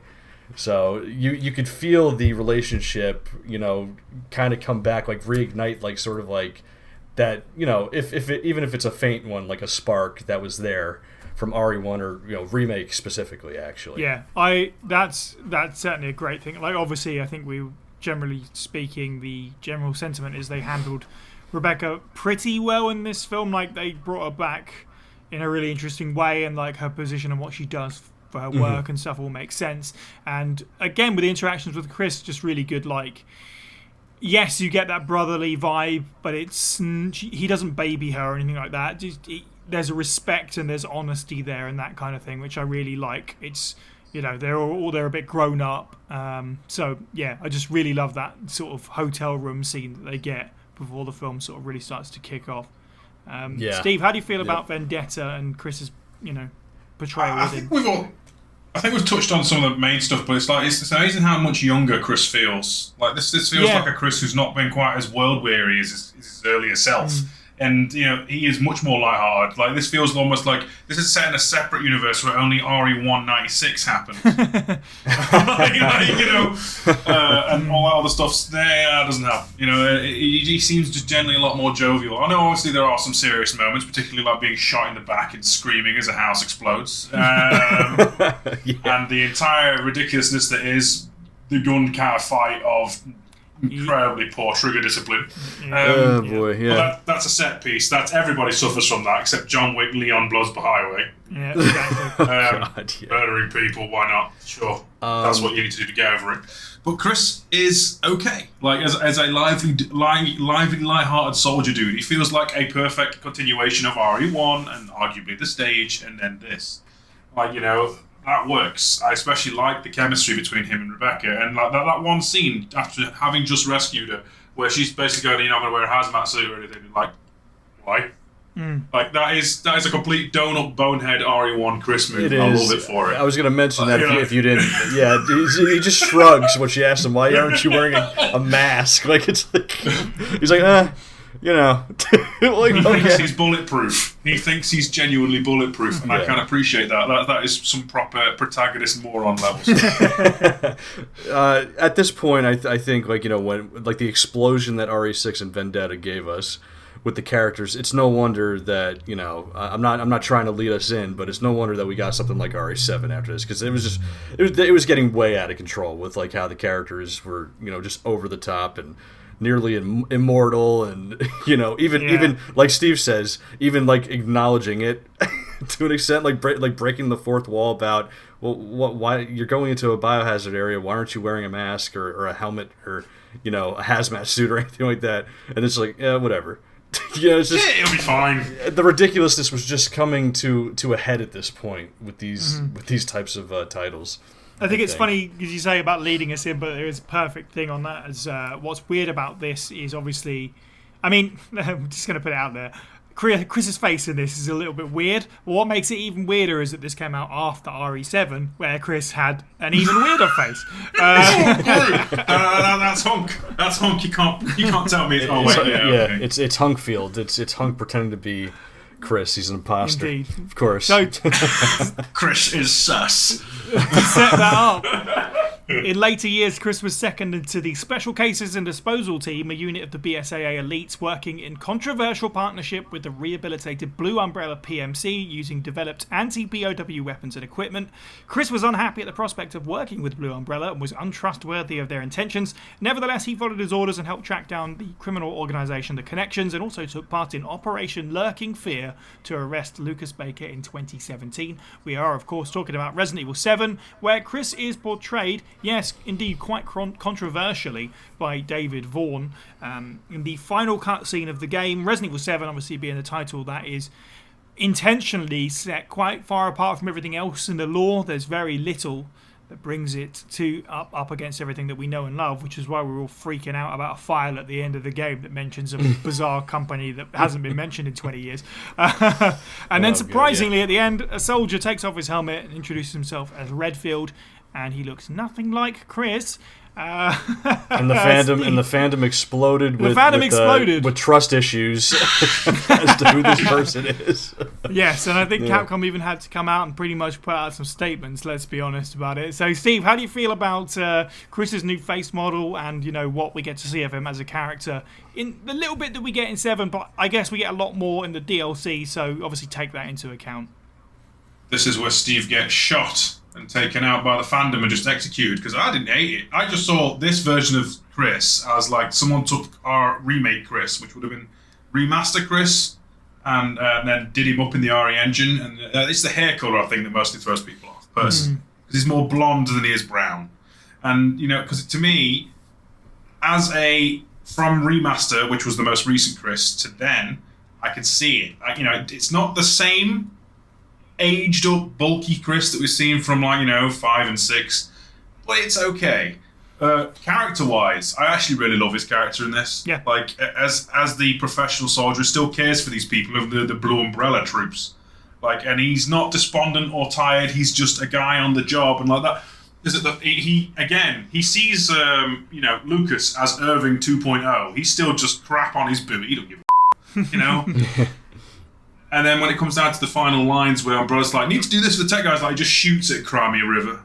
Like, I'm done with this crap. He doesn't trust them, but he's working with them, and it just works. I can see it as a through line to his character. I agree. Where he's going. And, yeah, I have no real big issue with it. Yeah, I can understand the issue with the costume. I can understand the insanity of Chris is working with Blue Umbrella. But when you realise he's actually BSAA on, like, loan, it's not too bad. I really like that whole part of the story with him being untrustworthy about this Blue Umbrella, and therefore untrustworthy about the fact that the BSAA, the company that he helped start, would kind of, I guess, overrule his objection and work with them. And it's a really interesting turn. Whilst I agree that 6 would have been a great bowing out point, like, this idea of the suspicious Chris kind of being pushed out by his company is a really interesting turn for him. I'm with you. I didn't hate it. I do understand why people rebelled against the face. I find the voice to be pretty decent. It is just the face that's a little bit weird. It's interesting because a lot of people talk about RE7 as a soft reboot, and for me, Chris's face is the closest thing in the game to a soft reboot that we get, because the story being far away from everything. Genuinely, just the way you say the story being far away from everything doesn't make it a reboot. It just makes it a story that's not affiliated with everything else up to a certain point. And people talk about the stylistic return back to RE1 in the early days. That doesn't make it a reboot. It just makes it stylistically nostalgic or whatever. Chris being a totally different, unrecognizable guy, that feels like a reboot, which they've obviously kind of backpedaled on a little bit. But yeah, no, I agree. Overall, it's fine. It doesn't particularly offend me. At the same time, I'm kind of glad they changed it. It does make Vendetta feel a little bit weird in multiple ways. They need to do an Intercore game now where he actually has to have his face changed and make a big friggin' deal. Has plastic surgery twice. Well, that's why Reverse is using both. That's why Reverse is using both. Right. Exactly. I mean, let's get John Travolta in. Let's get Nicolas Cage in. Do the whole movie where Chris has to wear someone else's face, and it can be Honk just to make everyone laugh. That's the funniest aspect because it's Jordy Dandy, the face model, both times, just with different tweaks made for Village. Yeah. So that's what's really kind of insane about it when you think about it. It's mad. Yeah, Sonny, what do you think of Chris's portrayal here? So bouncing off of Vendetta, it's obviously very jarring because Chris has he has neither his his RE6. He doesn't have his RE6 face in either title. So you got one face change there. In Vendetta, and then you got this face change here in 7, but across 2 different mediums, and it's like, what is going on? Are there Chris clones out there? Was this Revelations trailer that we got many, many years ago? Like, is there something to it? I don't know. But no, it's all the same character. Whereas Vendetta's Chris, all in all, felt younger, RE7's Chris looks younger, but still has the grizzled. It's a grizzled evolution in David Vaughn's voice from Roger Craig Smith, I think. So he I would arguably say that 7's face, whereas Steve thought it was an evolution of Remake's face, I would go all the way back and say it's an evolution of classic RE1's look. Or maybe RE1 and Code Veronica, and it's mostly the hair for sure. But wait, they'll get to RE9 and they'll scan in Charlie. I mean, he's back. He's doing stuff. That'd be cool. It would be great, actually, wouldn't it? That would be incredible, actually. Yeah. But yeah, I despite the fact that he's really not. Jordy Dandy's face is a Chris Redfield face. I mean, like when you look at photos of the guy. He looks like a real life like Remake Chris with his facial features. I don't know what happened when they implemented it into the game. Like I think people were making like comments about like how the jaw was a little shallow or something with like the hair or the hairline or something like that. Tweaks that were definitely made in Village. Like Village, he gets like that like almost like that. Like Boulder-esque, like jaw, like the much more like straight, hard-edged jaw, and then like other tweaks with the hair and stuff like that, just kind of brought out the ultimate version. But for this, it seemed it was enough for people to think that he was different, So aside from his looking different, I have no problems with the character and the performance. I do like the fact that. I think they originally, I don't know if this has been confirmed or not, if somebody did data mining or something, that he was supposed to initially be with Blue Umbrella, like the soldiers were Blue Umbrella soldiers, and he was like actively like working with them. And then they changed it to him being on loan from the BSAA, and I think even the Blue Umbrella soldiers might have been previous BSAA soldiers. That one I might be a little iffy on. I can't remember too much, but I like the angle that he's basically he's at odds with the BSAA, having him work with this company. He doesn't trust this company because it's essentially a revival of the one that came before, trying to tout that it's on like a redemption arc. So he's very suspicious, but I very much love the fact that he's doing it anyway because he decides to do it and he's keeping an eye on things. He's got an ulterior perspective on this, and he wants to see how things develop. So he's gonna play ball for now. so to speak, and it kind of goes against him being so defiant when you think about it, and so against like like what his authority would typically just be like, no, screw this, and not do it. But he's actually like kind of playing the game here. It's interesting. Like maybe it's growth of character for him to not immediately go, okay, no, but he internally, mentally knows something's up, and which is why obviously following 7, he kind of like puts together his own group and that kind of stuff. So you could say that it's character growth that he doesn't immediately tell everyone no and start firing on his own team, but like he's putting together his own plan in the meantime. Yeah, and I think it's funny that people like thought that he might have been Hunk.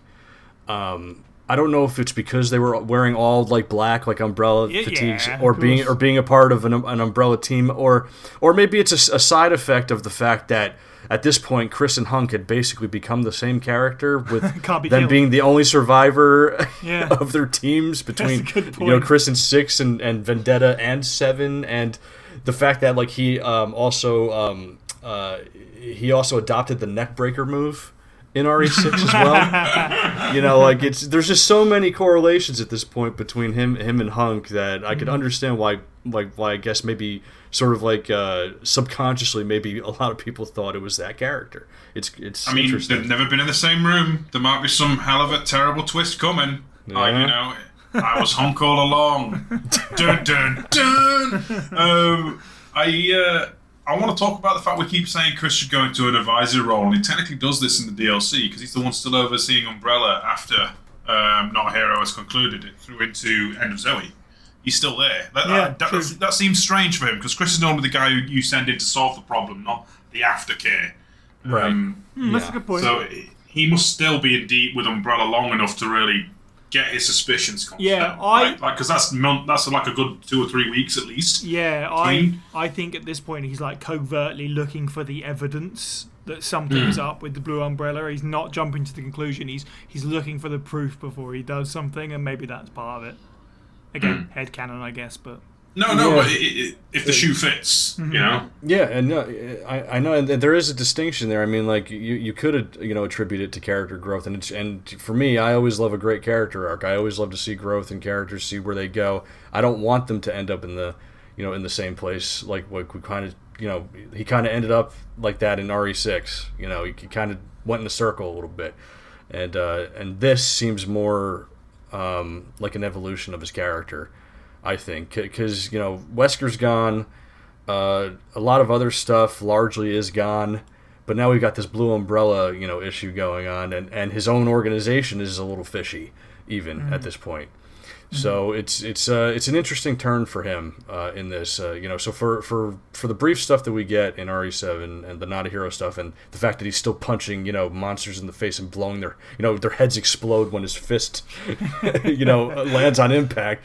Despite all that, his character stuff and the story that's going on right now, and David Vaughn's voice, I very much enjoyed it. I very much appreciated it. Well, following the Dolby incident, Chris Redfield assists the Winters in moving off-grid to Europe, even trains Ethan with military skills to defend his family. This inadvertently puts them in greater danger. Additionally, in the 3 years since Dolby, Redfield distances himself from the BSAA and goes rogue, increasingly suspicious of the company after their attempt to cover up the Dolby incident and their involvement. This, of course, leads us to Resident Evil Village, the most recent appearance of Chris Redfield in the canon at this point. We've pretty much already said, with the new face as well, the kind of backpedal from RE7 to something kind of in the middle, between Roger Craig Smith era and RE7, much closer to something like 6, I think, than David Vaughn's take on Chris. But as portrayed by Jeff Shine, of course, controversial again, this one, for that reason, for the voice, not the face. Maybe that's just me. I don't like it. I'll never get over it. The excuse of COVID is fine. I understand that. I still think doing it remotely with anyone else in the world would have been better. Have Jeff Shine do the motion capture if that's going to help the whole restrictions of people during those years or whatever. But then dial someone new in to do the voice, because it's just, I can't help it. It doesn't sound like Chris to me, and I don't think it ever will, because it's literally the same voice. It's literally the same voice. Jeff gave a great performance. He did give a great performance. It's on me that I can't separate that. No. I actually agree with you. You know, it's hard. It's hard when you love a voice actor, you love the work that they do and stuff like that. But it's like this is just a case where not necessarily does the shoe fit. There's a certain somebody already wore that shoe. right, yeah, and there were multiple shoes worn, and they really kind of fit more in line with. People say, "Oh, well, yeah, someone got recasted. It's a character, whatever." But I like to go further and be like, you attribute even a voice with it's not just the look of a character. It's not just the actions of a character, but it's also their voice. It's all part of the performance. And whereas Jeff did an excellent job, he's Carlos. He was Carlos, exactly. And he doesn't. That type of voice just didn't. Roger, Kevin, and Joe, for the differences that they have in certain aspects of their voices, all sounded relatively similar. Mm-hmm. When it they would all at certain times meld with each other, whether maybe they sounded similar when they were talking normally or or maybe yelling or all of that kind of that fit within the Chris voice from my personal perspective. Jeff just has a totally different voice, so it does sound like a different character, and while that was jarring, they perfected his RE Engine look in this, appearance-wise, for sure. Yeah, for sure. And somewhere in the middle, what the hell was going on with the writing for his character in this? Because I have no idea what they were trying to do. They were really, really trying to pull a bait and switch, or he's like a dark horse in this, or something like that, and then they just pull the rug out, the whole thing, with him shooting quote unquote, Mia in the beginning, and then not telling Ethan about the plan for throughout it was it's frustrating. It just felt like a very irresponsible Chris Redfield in this game with everything that he did. I don't understand why they did that. It makes no sense to me, and I don't really like how the character was treated story-wise in this, honestly, for the most part.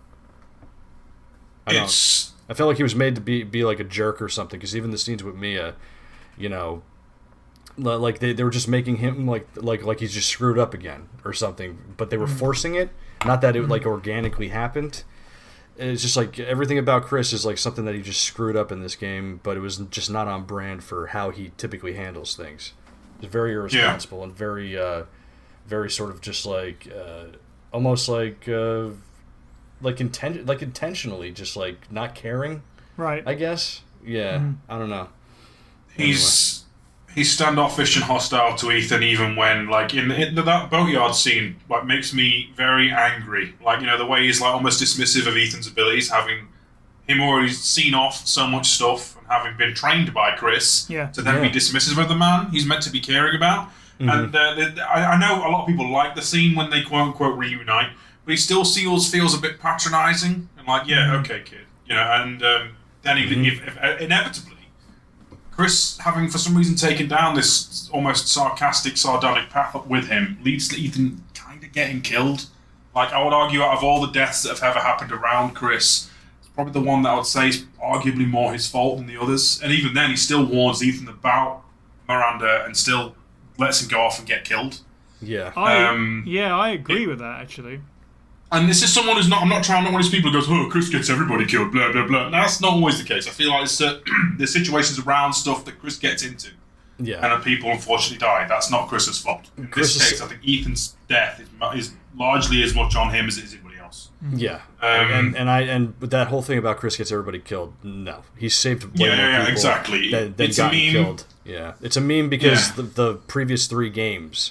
well, no, not the previous 3 games. The previous 3 titles, including Vendetta and stuff, 6, 7, and Vendetta. That's it, really. Because Howlwolf Squad, if you want anything to refute that, 100%. Yep, nobody dies on that very team, true, dude. actually. Yeah, very true. So Yeah, Fizz would then lose Ethan. But I want to dial it back to Jeff Shine. I think, realistically, we're all attached to the fact that he does such a fantastic job as Carlos. Yeah, he's right? great. Yeah. Like, if Carlos's Remake 3 portrayal didn't exist, we would probably have been a lot more fine with it.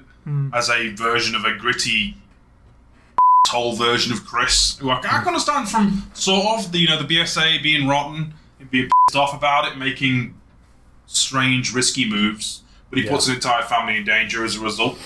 I think it's fine, but Rezi's falling into an unfortunate bit, and this has been since 3, and I don't know if it's true for 4. It may be, but there's almost an anthological aspect to the casting. Like, I love Nikki Lee Tompkins as Jill, but she's also 2 people in Village, and she may or may not be Ashley. I don't know if that's going to be confirmed yet. And that bleeds through with Jeff as well, being Chris and Carlos. Yeah. Which is a shame because, like we said, David, is it, in 7? Yeah. Is a great turn as Chris. Doesn't get much time with him, but it's Chris. It works, especially like the vent scene where Lucas is taunting him. Not to dial back to the previous game. Yeah. And then his character in this is like, we're playing up the fact that he's evil, but he's just kind of like, you're jibing and insulting a man who's lost his child and has already proven himself moderately capable, who you moved into safety, who you trained, and you are now intentionally leaving in the dark. Just doesn't feel like a Chris Redfield move to me. Never did. Yeah, the thing is so it's like one of the reasons that I said about him and Rebecca, sort of the honesty and the respect that he shows that character. He didn't give Ethan an ounce of that, which seems so wrong and so weird. Despite the fact that Ethan has gone through what he's been through, I feel like he would the time they've spent together since then training, like, surely he would treat Ethan with respect, but you don't get any of that. As you say, like, he leaves him completely in the dark about what's going on. Then when Ethan shows up later, it's just like, oh, don't get involved, this is way above your head, you're blah, blah, blah, blah, which is only going to make things worse. And then later on in that final scene between the 2 of them, it's meant to be kind of like a reconciliation. Ethan's like, I'm going to go out there and I'm going to kick Miranda's ass. And Chris just kind of like, sure you are. He's like, or he's like you were a kid, like, yeah, okay, whatever. And as you say, and then it leads to his death, which is rather unfortunate. I'm in agreement with both you guys. So the Chris we've seen previously, like, totally would not have done something like that. I think we can agree. Exactly. This is so out of character, and this is probably why we're all saying the same thing. That this is probably one of the worst Chris appearances, if not. Turns out the one who looks like Chris is Redfield. That is Hunk. What a Sorry, now I'm going tinfoil hat again. No, to speak to positives, though, I do like the tiredness in his character here and the way that's portrayed, and the I wonder if it's all worth it at this point has turned to when does it end? Puff puff on a cigarette, which is kind of fun and a kind of fun turn, and it does. Well, the cigarette is a nice callback to only the uncensored, live action cutscenes from OG RE1. As a weary soldier, he's an interesting character with his teammates. Exactly. The stress of his company kind of like turning on him is probably the way that he sees it. Kind of like, you get to see that a little bit in this, although we don't actually dig into it, and we probably won't till we might do on the next game. Let's hope. You get to see a little bit, and I like that, but the rest of it just it just doesn't match for me. It doesn't gel. And you were right about that, Steve. Like with they brought back like essentially all the actors from RE7 and most of them from Resident Evil 3 Remake to be in this game. Like, they make up basically the entire cast with a few outliers. David Vaughan. Yeah. Except David Vaughan. It's not looking down on them. They did great turns. Like Todd Soley as Ethan was great. Maggie Robertson, as Alcina, and Neil Newbon. That's fine. Yeah, Neil Newbon as Nicolas Cage. Sorry, Miranda. They're all doing great, but we already know where they're from. Capcom. We know who they were. Yes, they were different. They were different characters previously. Like this hadn't largely happened. As a matter of fact, what's funny about this is that largely in the past, the only other actor I think who played different characters was another Chris actor. It was Roger. So he played Curtis Miller in Degeneration, and he played Billy Cohen in Umbrella Chronicles. So some of the time. Yeah, some of the time, yes. So it's kind of funny actually that Chris got yet another different voice actor that was previously another character. You wait. We'll get to RE3. Remake 4, and we'll get to Separate Ways. And Roger Craig Smith is now voicing Albert Wesker.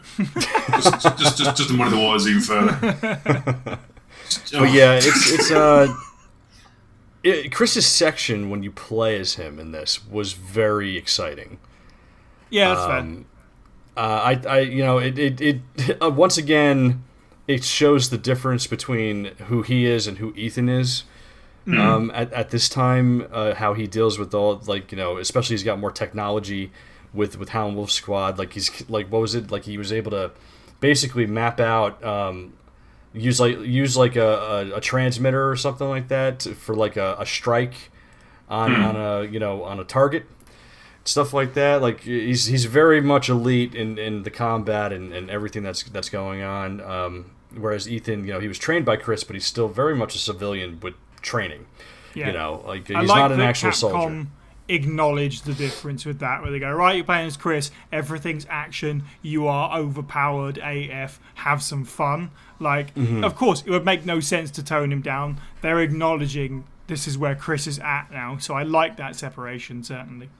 Yeah, Chris is at such a deadly level that no bioweapon threat or incident can now oppose him. If he has a handgun and an assault rifle, perhaps an artillery shell behind him, wins. And a right hand, or left hand, or whichever fist he uses. I can't remember if he switches between this and like 7 and stuff like that. Right and left. I mean that actually, as much as we've been complaining about how he's not on character, Chris is the scalpel who cuts through the biological weapon horde. I can believe totally as on character for him. That's on character at this point. Sure, yeah. I visually, do. Capability wise. Well, he was. Anytime that he's really interacting with Ethan, or doing anything with the winter side of stuff, he seems like completely different. Because the moment that you start to play his section and he's interacting with Howlin' Wolf Squad and being the leader of the team and everything, that was very much in character. Yeah. That was arguably one of the best sort of rallying scenes. Like I said, his section is exciting. I was getting pumped up when he was failure's not an option. Make sure you do. He's telling everybody to do what aspect of their job, whether it's recon or scout this out, do this thing, and failure's not an option. That's the Chris Redfield that we know. But then he just, for some odd reason, Ethan just rubs him the wrong way in this game, even though he's actively being part of the problem. Chris, he's the one. He's kidnapping Rose because he knows about Miranda. Won't tell Ethan about Miranda, but then the kidnapping of Rose by Howlin' Wolf Squad fails, and then she gets kidnapped by Miranda anyway. So nothing makes any sense with Chris's character in this. Ethan was like Chris's charge, and unfortunately, he failed him. And it's mainly because in Resident Evil 5, there's this one folder, file that says Ethan W, and he always had that doubt, that suspicion that Ethan W was actually, in fact, Ethan Wesker. No, I'm kidding. I'm kidding. Yes. I'm kidding. And Chris remembered that from Spencer's notebook. Spencer's notebook, nonetheless. Yeah, that's the one. Yes, and that's exactly why he's a jerk to Ethan this entire game. So, to surmise, and I guess I think we probably all think that the Village Chris appearance is perhaps the most lacking. So we've been going a long time. It's a long old podcast, so I'm going to politely ask everyone to try and keep it brief if you can, but let's conclude. What's your favourite Chris Redfield appearance and what the character means to you? Steve, I'm going to let you go first because, Sonny, I know that it's a big one for you. So, Steve, go ahead. It's hard to unpack for me. Of the big four, I would probably turn around and say, Chris is the kind of guy who you can rely on. Right, he's the guy you rely on, especially now as he's generally, he's like me on the podcast. He always turns up. So he's got a lot of versions, a lot of iterations, and Sonny's probably going to say this a lot more in depth, and I think it means that a little bit more to him. But I still think Remake Chris is the kind of the nicest human version of Chris we get. Here. But and then you look again and you look at RE5, and that's probably Chris's most emotionally compelling. Yeah. For me, the arc there. So there's two hats to wear. I actually have in my recent retread, I actually have a lot. I'm going to tell actually not a hero Chris. It's kind of it's a cool modern era Chris as well. So to nutshell it, all the versions of Chris are fine.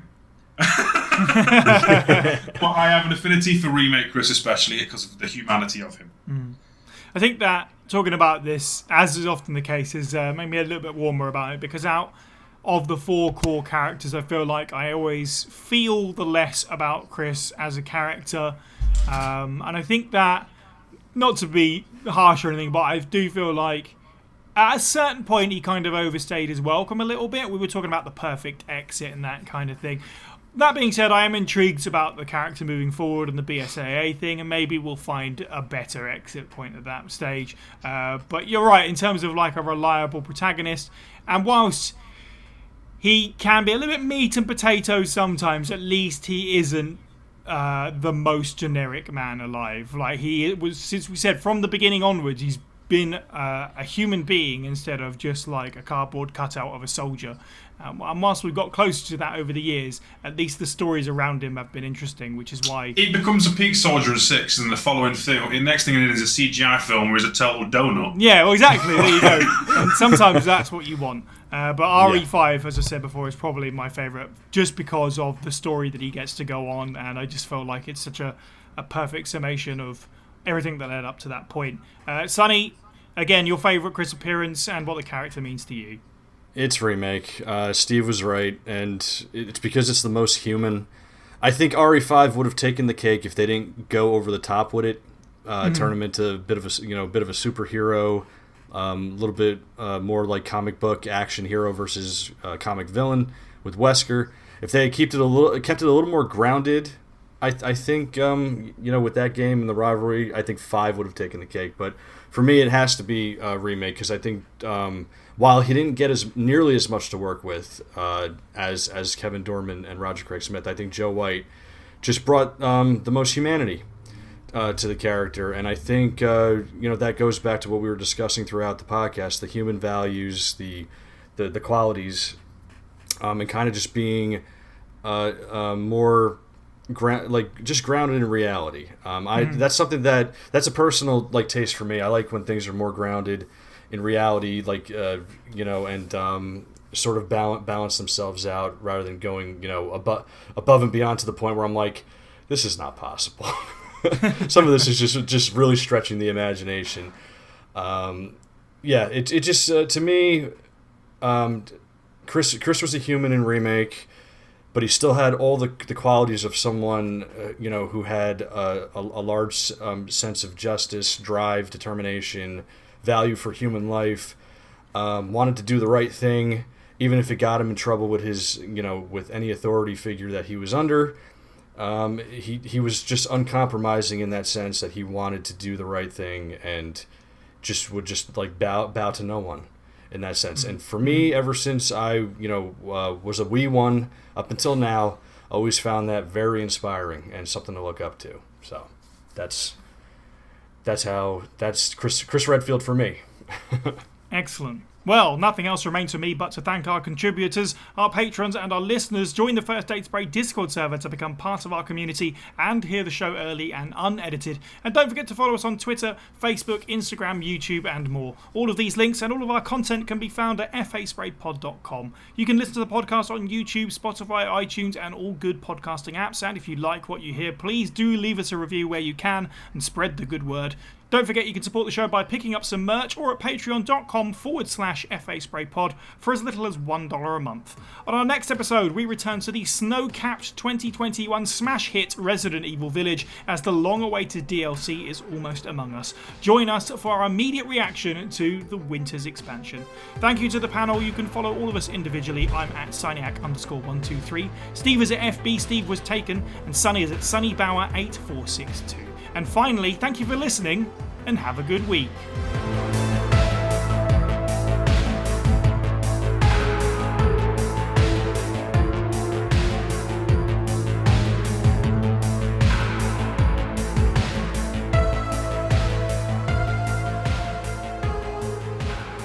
A mental image when it comes to the profile episodes there's the Tomb Raider: The Last Revelation, right?